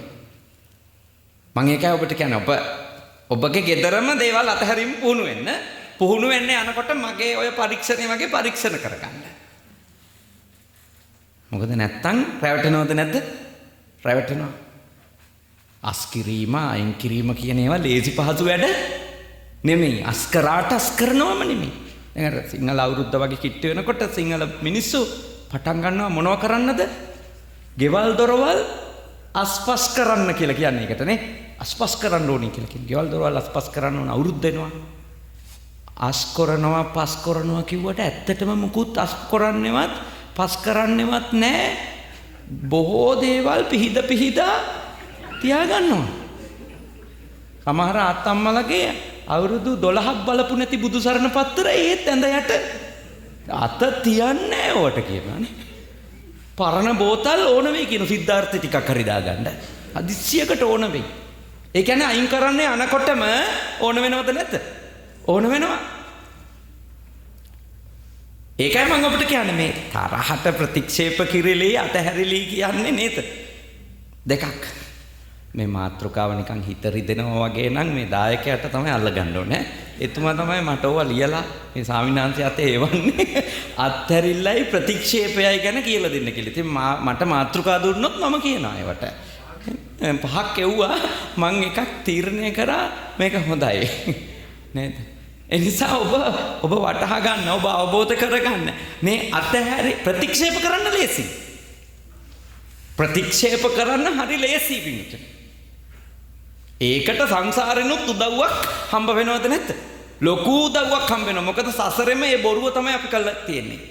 අතහරිනමයි කීකේ ප්‍රතික්ෂේප කර වෙන කෝන්තර පරිමහයි පහ ඉඳලා තමයි තියෙන්නේ. ඉතින් අපිට හරි උදව්වක් හම්බ වෙනවා ඒව කරන්න. හැබැයි මතක තියාගන්න අතහැරිල්ල කියන එක එහෙම පහසු දෙයක් නෙමෙයි. එහෙම පහසු දෙයක් නෙමෙයි. ඒක සියුම්ම නිරීක්ෂණය කරන්න ඕන. අතිශය සියුම්ම ඒක දිහා බලන්න ඕන නේද? බලන්න ඕනේ. සියුම්ම බලන්න.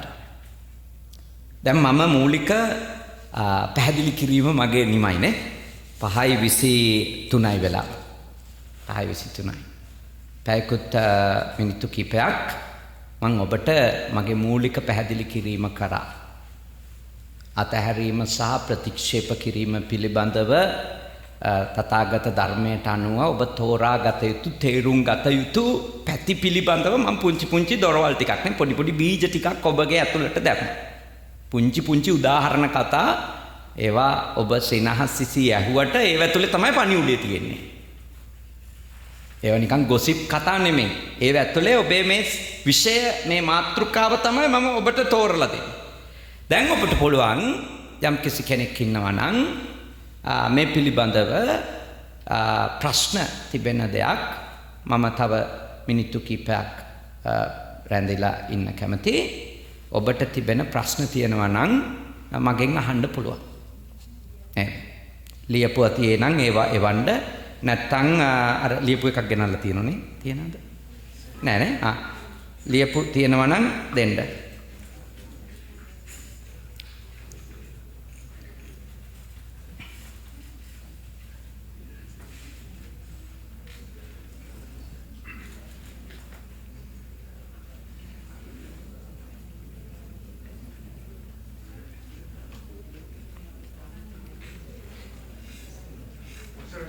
එහෙමයි මත.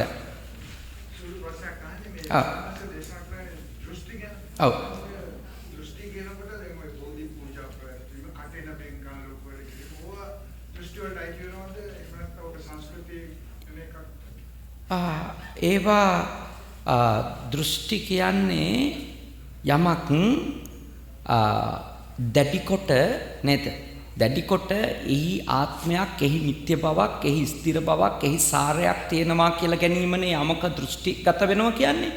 උදාහරණයක් විදිහට කිව්වොත් මට මේ කාලේ තියෙනවනේ ප්‍රසිද්ධියක් යම් අන්නේ ප්‍රසිද්ධිය ගැන මම කල්පනා කරන්න ගත්තොතින් දැක්මක් හදාගත්තොතින් මේක ස්ථිරය, මේක නොවෙනස්ය. දැන් ඉතින් මේ සසුනේ බද්දිය හිමිට උඩින් කපුටෙකුවත් පියඹන්නේ නැත. බද්දිය හිමි සදාකාලිකය. මේ පිළිගැනීම හැමදා එකසේ පවතී. අන්න ඒවට කියන මොනවද? දෘෂ්ටි හදා ගන්නවා. තේරුණානේ? ඒ තමයි දෘෂ්ටි හදාගන්න. නෑ වතාවත් කිරිලි කියන ඒවා ආගමික චාරිත්‍ර කියන ඒවා ඕනම ආගමික සංස්ථාවකට අදාළව තියෙනවා. ඒවා ඍජුව හෝ වක්‍රව අපේ ශාසනයේ තියෙන දේවල් ඍජුව හෝ වක්‍රව අපේ නිවන් මඟටත් අනුග්‍රහ කරනවා. උදාහරණයක් ගන්නකො මේ මල් පූජා කිරිල්ල. මේ මල් පූජා කිරිල්ල ඇතුලේ අපිට එය විදර්ශනාව කරගන්න පුළුවන්. දැන් මෙය බැලුවොතින් ලස්සන අලංකාරවත් ක්‍රියාවක්. කෙනෙක් අහන්න පුළුවන් මේ මැටි පිළිමෙට මොකටද මේක කරේ? නේද? මොකද්ද මේකේ තේරුම? කියලා කෙනෙකුට ප්‍රශ්නයක් එන්න පුළුවන්. මේක නිකන් මිත්‍යා දෘෂ්ටික වැඩක් නේද? නෑ. මෙය කරන වෙලාවේ අපට තිබෙන්නේ භාග්‍යවතුන් වහන්සේ කෙරෙහි ශ්‍රද්ධා චෛතසිකය දියුණු කිරීමක්. පළවෙනිම භාග්‍යවතුන් වහන්සේගේ අරහන් ගුණය පිළිබඳවනේ. රහසින්වත් පව් කරේ නැති සියලු කෙලෙසුන් නැසපු භාග්‍යවතුන් වහන්සේ මගේ මේ පුංචි මල් ටිකට විතරක් නෙමෙයි දෙවි මිනිසුන්ගේම පූජාවන් වලට සුදුසුයි. උන්වහන්සේ නික්ලේශී කියන ඒ නික්ලේශී බව සම්බන්ධව පැහැදීමනේ මම දිනු කරගන්න එතන. එතකොට මටත් ඕන වෙන්නේ බුද්ධං සරණං ගච්ඡාමි. ඒ භාග්‍යවතුන් වහන්සේ වගේම කොයි කෙනෙක් වෙන්නද? නික්ලේශී කෙනෙක් වෙන්න. රහසින්වත් පව් නොකරන කෙනෙක් වෙන්න. ඒක මගේ විමුක්ති මාර්ගයට අදාළයි. ඊළඟට ගත්තම මේ මල් ටික දිහා බලලා ජීවිතේ යථාර්ථය අවබෝධ කරගන්න පුළුවන්. මොකද්ද? අපුප්පම් මිලා යාති යතයි ධම්මේ. මේ මල් මැල වෙන්නේ යම්සේද? කායෝ තථා යාති විනාශ භවං. ඒ විදියටම අපගේ ශරීරයත් නේද? මේ පංචස්කන්ධයත් නේද? එතන කායෝ කිව්වෙ එතන පංචස්කන්ධයම කියන එක මොකක් වෙනවද? අනිත්‍යතාවයට යනවා. ඉතින් එතන තියෙන්නේ ධර්ම පුහුණුවක් තමයි. ඒ නිසා මතක තියාගන්න ඕනේ, අවබෝධ කරගන්න ඕනේ අපේ ආගමික වත්පිළිවෙත් තුල තිබෙන්නේ එක්ක පිනක් දියුණු කරන එකක්. එහෙම නැත්නම් අප තුල කුසලය නිවනම අරමුණු කරගත්ත කුසලයක් දියුණු කිරීමක් තමයි. ඒවා කෙනෙක් අහන්න පුළුවන් ඍජුවම ඉක්මනින්ම නේද? සතිපට්ඨානය වැඩිම වගේ දෙයක්ද මල් පූජා කිරීම කියලා නෑ නේද? සතිපට්ඨානය අවුරුදු 7ක් වැඩුවොත් මාර්ගඵලලාභියෙක් වෙනවාමයි කියලා භාග්‍යවතුන් වහන්සේ දේශනා කළා තිනවා. අවමෙන් ඇවිල්ලා අඩු කරලා දවස් 7ක් හරි වැඩුවොත් නේ. අඩුම සෝතාපන්නවත් නොවි නැගිටින්නේ නැහැ කියලා භාග්‍යවතුන් වහන්සේ දේශනා කළා තිනවා. ඒක හැබෑවයි. හැබැයි මතක තියාගන්න ඕන දේ තමයි මේ පුහුණුවේදී එතෙන්ට යන්න නේද? එතෙන්ට යන කෙනා මේ දේවලුත් අනුග්‍රහ කරගන්න පුළුවන්ද බැරිද? පුළුවන්. ඒවා මේ අපි මිත්‍යා දෘෂ්ටිකාන්ට දාන්නේ නැහැ. ඒවා මිත්‍යා දෘෂ්ටිකාන්ට දාන්නේ නැහැ. අර දැන් වෙලා තියෙන්නේ ඒ වගේ දේවල් කරන අය පොඩ්ඩක් බුද්ධිමත්ව නුවණින් සලකලා බලලා කරන්න ඕන. තමන් මේ දේවල් කරනකොට ඒවා අර මේ අන්තගාමීව නේද? ඕනි එකයි එපා එකයි ඔක්කොම ටික කර මේවා අපි භාග්‍යවතුන් වහන්සේ කෙරේ ශ්‍රද්ධාවෙන් කරන දේවල් කී අනිත් ඒවත් ආයත් එක්ක රණ්ඩු සරුවල් හදාගන්න යන්න හොඳ නෑ නේද? එතන පරිස්සම් වෙන්න ඕන. ඒක ඔබගේ ශ්‍රද්ධාවට වෙන්න පුළුවන් ඔබ කරන්නේ. ඒක ඇත්ත. හැබැයි ඔබ ඒවා සිහිනුවණින් බලලා කියලා ඒවයි තමන්ගේ පමන දැනගෙන නේද? කොයි දෙයකත් පමන දැනගන්න එපායි. මධ්‍යස්තව එහෙම කටයුතු කරන්න. දැන් මොකද ඔබ ශ්‍රද්ධාව චෛතසිකේ බලවත් කෙනෙක් නම් සමහර වෙලාවට ගොඩාක් ආකර්ශනීය පුද පූජාම ජීවිතේ කරන්න පුළුවන්. හැබැයි ඒක එහෙමම අනිත් අයට දැනෙන්නේ නැති වෙන්න පුළුවන්. අනිත් අයට ඒක ඔබගේ ගැඹුරු දියුණු ශ්‍රද්ධාවක් ලෙස පිංගුතුනි දැනෙන්නේ නැති වෙන්න පුළුවන්. ඒව ගැන කලබල වෙන්න එපා. හැබැයි මතක තියාගන්න ඔබ පුද පූජා වලින් විතරක්ම නවතිනව නම් ඔබත් ඉන්නේ දෘෂ්ටියකද නැද්ද? දෘෂ්ටියකමයි. සීලය නැත්තම් භාවනාව නැත්තම් නේද? දහම් කතාවක ධර්ම ශ්‍රවණයක නියැලෙන්නේ නැත්තම් සතිය සම්පජඤ්ඤය දියුණු කරන්නේ නැත්තම් ඔබ හුදෙක් වඳින කෙනෙක් විතරක් වීම නම් ඒකත් යම් ආකාරයක ඒකෙන් විතරක් විසුද්ධියට යන්න පුළුවන් කියලා හිතනවා නම් නෑ. ඒක වැරදි. ඒකත් Taman දෘෂ්ටිගත වීමක් තමයි. එතෙන්ට යන්න එපා. හැබැයි අර අතන තණ්හා මාන දික්ටි හදාගන්නවා කිව්වේ ඒ අර්ථයෙන් නෙමෙයි. එතන කිව්වේ අර අපේ අපි කරන දේවල් වල ඇතුලේ තෘෂ්ණාව හෝ මාන්නයන් හෝ ඒව පිළිබඳව වැරදි දැක්මවල් නේ. වැරදි අදහස් මේවයින් ඔක්කොම ටික මේවා වෙනවා වගේ වැරදි. දැන් උදාහරණයක් විදිහට මෙහෙම කියන්නත් පුළුවන් නේ ඕනනම්. දැන් අර එකවරක් කැලණිය වන්දනා කළොත් නේද? උපන්දා සිට කරපු පව් නැත වගේ කතාවක් විශ්වාස කරන්න ගියොත් එහෙම අමු මිත්‍යා දෘෂ්ටිකයෙක් වෙනවා තමයි. මොකද බුදුහාරු කියලා නෑ මේක. නේද? ඉතින් සමහරව කියනවා වරක් කියන්නේ වසරක් එක දිගට වැන්දොත් මම කියන්නේ මේ වසරක් වැන්දත් එහෙම වෙන්නේ නැහැ කියලා. එහෙම වෙන්න විදියක් නැහැ. නේද? මෙතන මේ පව් කරපු පව් ගෙවීම සම්බන්ධ එකක් නෙමෙයි බුදුදහම යෝජනාව. බුදුදහම යෝජනාව අපි කරපු පව්යි පිනුයි කියන දෙක සංසාරේ ඇවිදලා තියෙන ඉපදිලා තියෙන භවවල කරපුවා ඒවා තව කොච්චර විපාක දෙන්න ඉදිරිපත් වෙන්න තියෙනවද නැද්ද කියලා අපි ඕවා දන්නේවත් නැති හිතා ගන්නවත් බැරි තරම් කර්ම ප්‍රමාණයක් අපි රැස් කරලා තියෙනවා. ඒව ගෙවා ඉඳීමෙන් නිවන ලැබෙනවයි කියලා එකක් බුදුදහමේ කොතනකවත් නෑ. කර්ම ඒවා ගමන් කරනවා. ඒ ශක්තියින් ඉදිරිපත් වෙනවා. ලාභ අලාභ නිന്ദා ප්‍රශංසා සැප දුක් ඒ විදියට. නමුත් අපි ඒ අතරේ මොකද කරන්න ඕන? ඒවයෙන් නොඇලී නොගැටි අපි විමුක්තිය ලබා ගන්නවා.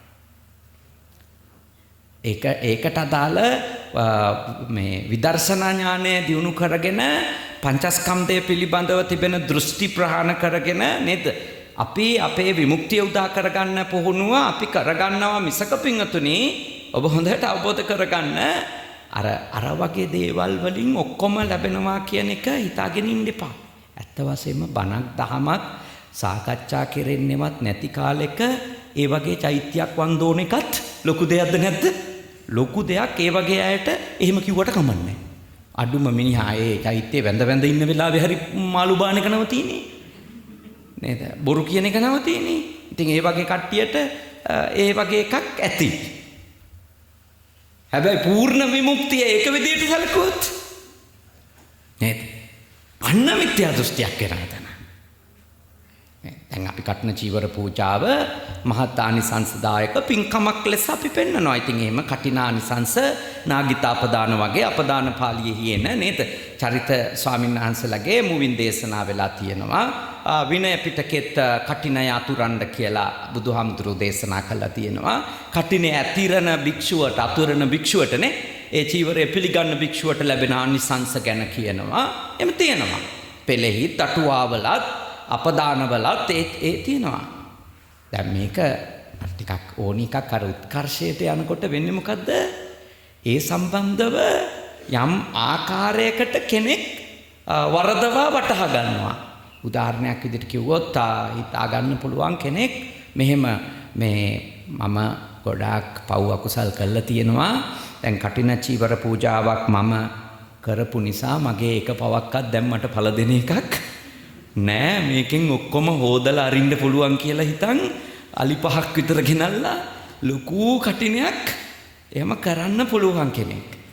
එයාට කටිනේ ආනිසංස ලබා ගන්නත් එයත් උපරිමානිසංස ලබන්නට නම් එයත් සීලාදී ගුණවල පිහිටලම ඒ සඳහා කරන ඒ 3 මාසේ කරන අප උපස්ථානවලට වියදම් කරන ධනය පවා බොහොම පිරිසිදු ධනයක් වෙන්න ඕනද නැද්ද?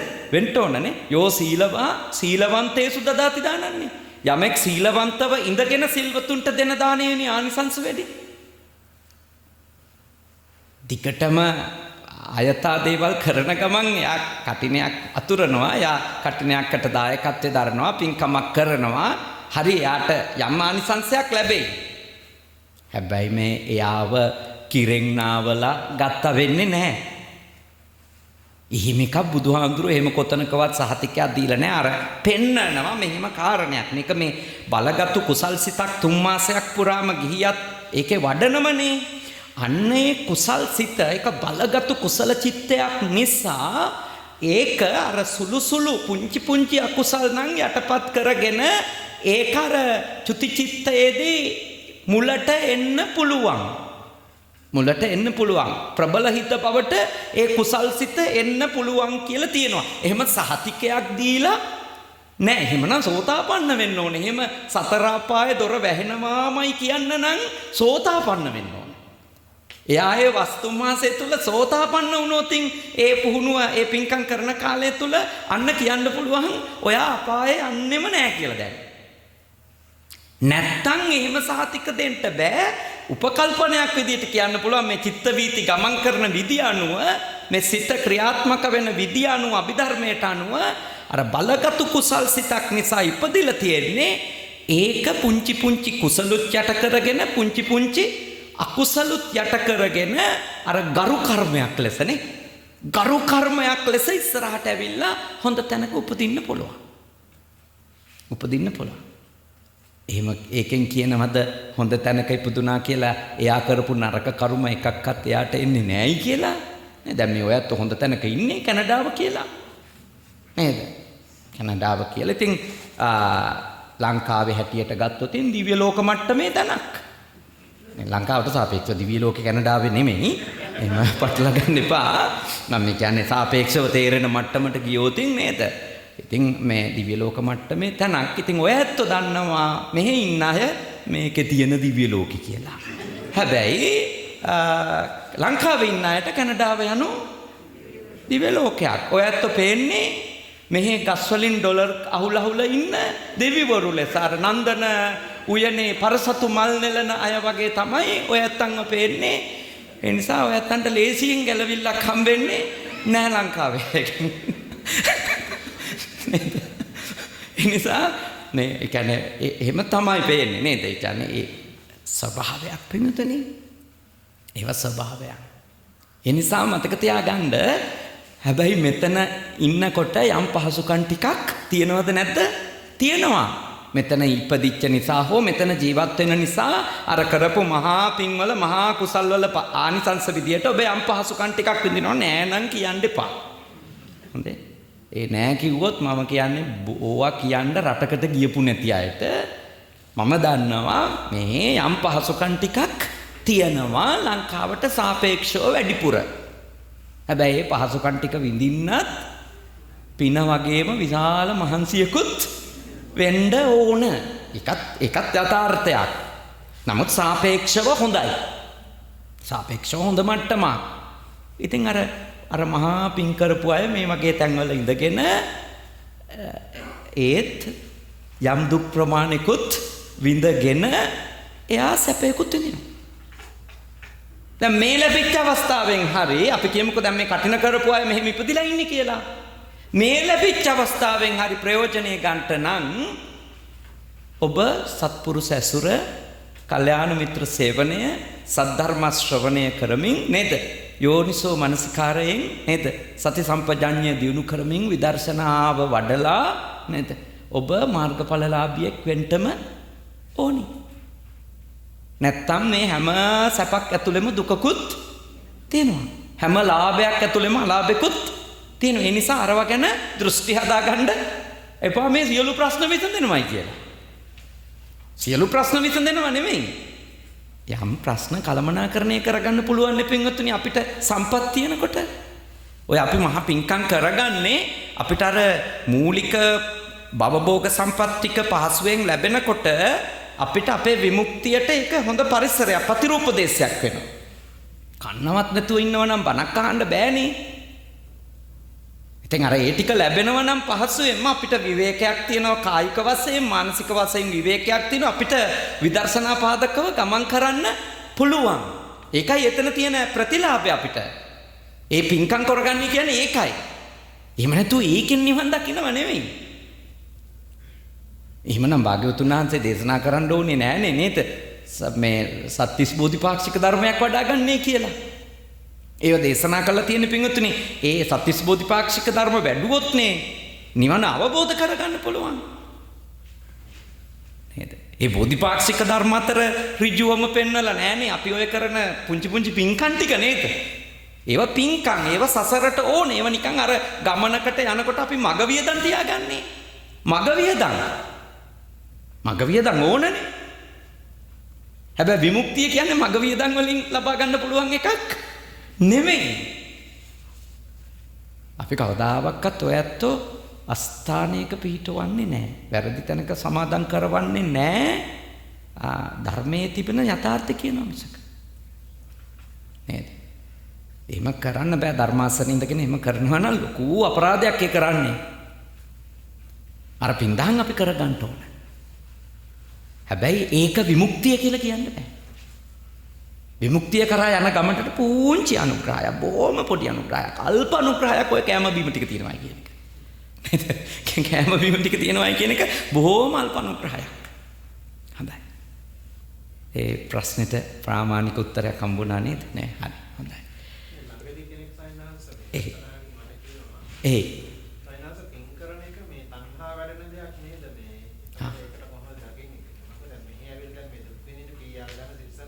ඒ ඊට කලින් හරියටම හරි සාංගංශ. ඒක ඇත්තනේ.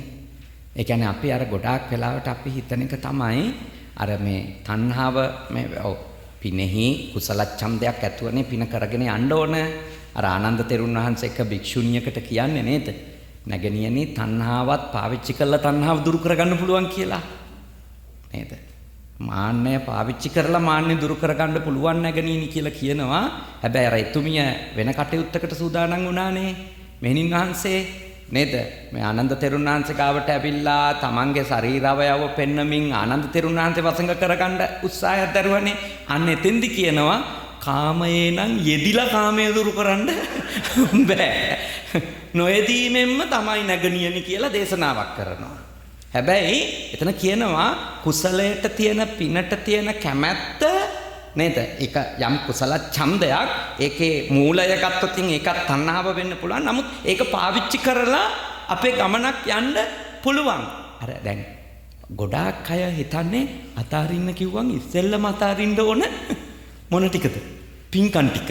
කාට හරි දානි දින එක නවත්තන්න ඕන. අම්මට තාත්තට සලකන එක නවත්තන්න ඕන. ඕවා මේ තණ්හාවෙන් තියෙන සම්බන්ධකන්නේ. මොකටද දෙමව්පියෝ එක්ක තණ්හාවෙන් බැඳින්නේ කියලා අර කීයක් හරි ඩොලර් 100ක් හරි යවන්න වෙන එකට තියරි හදනවා නේද? එහෙම වෙන්න එපා. ඒවා ආවිල්ලා ඔක්කොම අර සාමිනාංශ කිව්වා වගේ කපටිකම් තමයිනේ. එහෙනම් ඉස්සෙල්ලම මේ PR එකට දත කනවනේ. දුවනවා, අරයාගෙන් අහනවා, හොරෙන් ප්‍රාර්ථනා කරනවා මේක ලැබේවා කියලා. ඒ ඔක්කොම කරන ගමන් පින්කම් කළා වැඩක් නැහැ නේද ස්වාමිනාංශ? නේද? ඕවා නිකන් තණ්හාව වැඩෙන වැඩ නේද? අපි සසරටම එකතු වෙනව නේද? මේ PR ගත්තම් මේ නිවනට වෙන්නේ තිකතු වෙන්නේ. නෑ නේද? ඒ නිසා පින්වත්නි අවබෝධ කරගන්න. අපිව රවට්ට ගන්න හොඳ නෑ. නේද? අපිව රවට්ට ගන්න හොඳ නෑ. මේකේ භයානකම දේ අපි රවට්ට ගන්න එක. අපි කාටවත් වැරදිලා තියෙන්නේ අනුන් රවට්ටනවට වඩා මොකක් කරන්න ගිහිල්ලාද? අපිව රවට්ටන්න ගිහිල්ලා. අනුන් රවට්ටීමෙනුත් තියෙන විපාක දන්නවනේ නේද? කෙනෙක් රැවට්ටුවොත් තියෙන විපාක ජීවිතේ අපි කවුරුත් භුක්ති විඳිනවා. විඳලා තියෙනවා. හැබැයි ඊට වැඩිය භයානකයි මොකද්ද? තමන්ව රවට්ටා ගැනීම. පාරුව අතාරින්න ඕන. ඊතර වෙලා මිසක පින්තුනි ගඟ මැදදී නෙමෙයි. දැන් බොහෝ බෞද්ධයෝ වණක් අහපු ගමන් පටන් ගන්නනේ මොකද්ද? ගඟ මැදදී පාරුව අතාරින්න. පින්කම් අතාරින්න ඕන පුඤ්ඤ පාප බහිනත්ස. පිනයි පවය දෙකම නවත්තලා දාන්න ඕන. නෑ මුලින් පව අතෑරලා ඉන්නකෝ. නේද? මුලින් පව අතාරින්න. සබ්බපාපස්සා කරනන්නේ පළවෙනි එක. නේද? ඉතල පවින් අයින් වෙන්න. ඊළඟට පින් කරගන්න පිනුත් අතාරින්න කවදටද? රහත් වෙච්ච දවසට නේ. එතකොට ක්‍රියාසිට විතරයි පහළ වෙන්නේ. බය වෙන්න එපා. හැබැයි රහත් උනත් සත්වයට කරුණාවෙන් දේවල් කරනවද නැද්ද? කරනවා. වෙන්නේ පිනක් සිද්ධ කරගන්න පින් සිතක් නෙමෙයි පහළ වෙන්නේ. එතකොට ක්‍රියාසිතක්. මොකද අර කර්ම රැස් වෙන්නේ නැති නිසා. නැත්තම් බුදුහාමුදුරුවෝ අතිම්ම පූතිගත්ත තිස්සහාමුදුරුවෝ නෑව්වේ නේද? තමන්ගේ පාත්‍රයෙන් දානේ මේ ගෙනහිල්ලා එක් භික්ෂූන්ට රෝගී වෙච්ච ඇත්තන්ට කණ්ඩ සලස්සලා දුන්නේ. ඒ නිසා පින්වතුනි මේවා අපි හොඳට නිර්වුල්ව වටහා ගන්න ඕන. මේ බුදුදහම තේරුම් ගත්තට පස්සේදී ගොඩක් දැනුම කියන එක කියන්නේ සූත්‍ර ගොඩක් දන්නවා කියන එක නෙමෙයි මෙතන කාරණේ. ඒක එක එක්කෙනාගේ දැනුම සාපේක්ෂයිනේ. මතක ශක්තිය සාපේක්ෂයි. නමුත් මේ අවබෝධය කියන එක. අවබෝධය කියන එක ලැබිලා නම් ඒ අවබෝධය කොතනකින්වත් පින්වතුනි අර මුල් අරමුණට පටහැනි වෙන්නේ නැහැ. ඒක පටහැනිව යන්නේ නැහැ. ඒ නිසා ඔබ බුද්ධිමත් හොඳට තේරුම් ගන්න මේ අවබෝධය ලබා ගැනීම තමයි වැදගත්. දැන් දැනුම වැඩිපුරම තිබුණේ ආනන්ද තෙරුන්ටනේ. උන්වහන්සේ ධර්ම භාණ්ඩාගාරික බුදුහාමුදුරුවන්ගේ දේශනා ඔක්කොම කියපු ගමන් මතක හිටිනවා. හැබැයි මහා ප්‍රඥාවන්තයින් අතර අගතැන්පත් උනේ කවුද? සාරිපුත්ත මහ රහතන් වහන්සේ. බලන්නකොනේ. දැනුම ගොඩාක් තිබිච්ච කෙනා මහා ප්‍රඥාවන්තයා වුණේ නැන්නේ. අර හාමුදුරුවෝ ඩේටාබේස් එකක්. සම්පූර්ණයෙන්ම මේ දත්තගබඩාව තිබුණේ බුදුහාමුදුරුවෝ වදාළ ඒ ආනන්ද හාමුදුරුවෝගේ සංසාර කුසලයක්. හරිම මම මේ ආසම ශ්‍රාවක චරිතවල මගේ අංක 1 ආනන්ද හාමුදුරුවෝ. උන්වහන්සේ නිසා මේ ශාසනයේ අනාගතයට ඇති වෙන්න තිබිච්ච බොහෝ ප්‍රශ්න විසඳිලා තියෙනවා. නිසා උන්වහන්සේට අපි මේ අර බුදුහාමුදුරන්ට වඳිනකොට මහරහතන් වහන්සේලට වඳිනකොට මුලින්ම নমස්කාර කෙරෙන්න ඕන රහතුන් වහන්සේ නමක් තමයි. හැබැයි උන්වහන්සේ දැනුමක් තිබුණේ මුලින් සෝතාපන්න වෙලා හිටියා. උන්වහන්සේ රහත් වෙන්නෙත් බුදුහාමුදුරුවොත් පිරිනුවම් පාලා 3 මාසෙකින්. ඒ නිසා මේ ගොඩක් දැනුම තියනවා කියන එක මත ඔබේ අවබෝධය කියලා ඒවට රැවටෙන්නත් එපා. දැනුමත් දෘෂ්ටි වෙන්න පුළුවන් අන්තිමට නේද? දැනුමත් දෘෂ්ටි වෙන්න පුළුවන්. ඒ නිසා ඒ පැති ගැනත් සැලකිලිමත් වෙන්න. හොඳයි එහෙනම් දැන් අපේ දේශනාව නිම කරනවා. සාමිනහන්සේට පුණ්‍ය අනුමෝදනා කරන්නටත් වෙලාව ඉතුරු කරලා දැන් 6ට 10යි වෙලාව. පින්වතුනි අපි ඊටාම සතුටටපත් වෙනවා මේ එඩ්මන්ටන් නුවර පැවැත්විච්ච මේ පින්කම් පිළිබඳවනේ මට ලොකුම සතුට තිසරණ විහාරය ආරම්භ කරලා තාම 3-4 මාසයයි වෙන්නේ. පළමුවෙන්ම අපේ ස්වාමින්ද්‍රයාණන් වහන්සේ මුල් වෙලා මෙහෙණින් වහන්සේ ඇතුළු මේ දායක පිරිස මුල් වෙලා සිද්ධ කරපු විශාලම පින්කම් දෙක තමයි ඊයේත් අදත් සිද්ධ කෙරුණේ. ඒවා අතිසාර්ථකව සිද්ධ වීම ගැනනේ අපි සතුටටපත් වෙනවා. ස්වාමීන් වහන්සේ හොඳ ඍජු ප්‍රතිපත්ති තියෙන සායනහස කෙනෙක්. උන්වහන්සේ අසුරු කරනකොට මට තේරිච්ච එක තමයි උන්වහන්සේ බැරි එක බෑයි කියනවා වගේ පේනවා. පුළුවන් එකට විතරයි පුළුවන් කියන්නේ කියලා. එහෙම සායනහසලත් එක්ක වැඩ කරන එක ලේසි. ඔබට චාටු බස් කියන්නේ නැහැ. එච්චරයි. පුළුවන් එක පුළුවන් බැරි එක බෑ. වෙන්න ඕනි මෙහෙමයි නොවෙන්න ඕන මෙහෙමයි කියලා සායනහසේ බොහොම කෙලින් කතා කරන සායනහස කෙනෙක් වුණාම ලේසි පිංගුතුනි. මොකද මේ වගේ රටක නේද සේනාසනයක් කරනවා කියන එක ලේසි පහසු වැඩක් නෙමෙයි. ලේසි පහසු වැඩක් නෙමෙයි. එක පැත්තකින් මූල්‍ය ප්‍රශ්න විශාල ප්‍රමාණයක් එනවා ස්ථානයක් කරනකොට අනික් පැත්තේ මානව සම්පතත් එක්ක වැඩ කරද්දි තමයි ලොකුම අභියෝගය තියෙන්නේ නේ. සිත් කීයක් එක්කද නේද? එක්කෙනාටම කෙලස්ම 1500 ගානේ තියෙනවා කියලානේ අර පොතේ තියෙන්නේ නේද? රේරුකාණේ හාමුදුරුවෝ ඉතින් 1500 ගානේ කෙලස් තියන අය හාමුදුරුවන්ගේ පන්සලට හිටියොත් එහෙම 200ක් ඉතින් ලේසි නෑ. ලේසි නෑ. නික ලොකු අභියෝගයක් තමයි. හැබැයි ඉතින් අපි දෙගොල්ලත් එක්ක වැඩ කරන්න ඕනේ. කරන්ට් එකත් එක්ක වැඩ කරනවා වගේ. විදුලිය ඕනද නැද්ද? ඕනි. ඉතින් ඒ වයර් එහෙම අමුණනකොට බලාගෙනනේ. පරිස්සමෙන් මොකද ඕනිම වෙලාවක කරන්ට් වැදිලා ෂොක් එකක් නේද සිද්ධ වෙන්න පුළුවන්. ඒ නිසා ස්වාමීන් වහන්සේ ඇසුරු කරනකොට කොච්චර සමීප වුණත් ස්වාමීන් වහන්සේ කල්යාණ මිත්‍ර ගුරුවරයා මිසක කල්යාණ මිත්‍ර මඟ පෙන්වන්නා මිසක ඔබගේ සමාන මේ යාළුවෙක් නෙමෙයි. ඒක තමයි ස්වාමීන් වහන්සේ අක්කා අයියා කියන්න පුළුවන්, සමහර විට නෝනා මහත්තයා කියන්න පුළුවන්. ස්වාමීන් වහන්සේ කතා කරන වචන ඔබට ගරු කරලා ඒවා වෙයි. නමුත් ඒවයින් කවදාවත් ස්වාමීන් වහන්සේ කෙනෙක් ඔබගේ සමානත්වයේලා කටයුතු කරන්න යන්න එපා. එහෙම වුණොත් මේ වැඩපිළිවෙළවල් ආරම්භ කරාට ගෙනිය ගන්න බැරිව යනවා. හැමතිස්සෙම දුරක් නඩත්තු කරගන්න. කොයි සායනහන්සේ ඇසුරු කරත් මොකද්ද කරන්න ඕන? දුරක් නඩත්තු කරගන්න ඕන. නේද? දුරක්. ඉතින් මේ රටේ තියෙන තත්වයන් එක්ක ගැළපෙන දේ මොනවද? නොගැළපෙන දේ මොනවද කියලා අඳුනගෙන කටයුතු කරන්න. ස්වාමීන් වහන්සේ ආධුනික කෙනෙක් නෙමෙයි මේ රටට. ස්වාමීන් වහන්සේ අවුරුදු 11ක් විතර මේ රටට අත්දැකීම් තියෙන සායනහන්ස කෙනෙක් නිසා උන්වහන්සේ යමක් එපා කියනකොට ඒක ගොඩක් ස්ථානවල ඉඳලා ලැබපු අත්දැකීම් එක්කම උන්වහන්සේ පගිනවා. ඒක දායකයෝ ටිකක් නම්මෙසිලි උනන් හරි ඒක තේරුම් ගන්නනේ. මේක එපා කියන්නේ මොකක් හරි හාමුදුරු කෙනෙක් විදියට ලැබලා තියෙන අත්දැකීම් එක්ක. දැන් වෙලා තියෙන එහෙම කිව්වටම ඔක ඔළුවට යන්නේ නැහැ.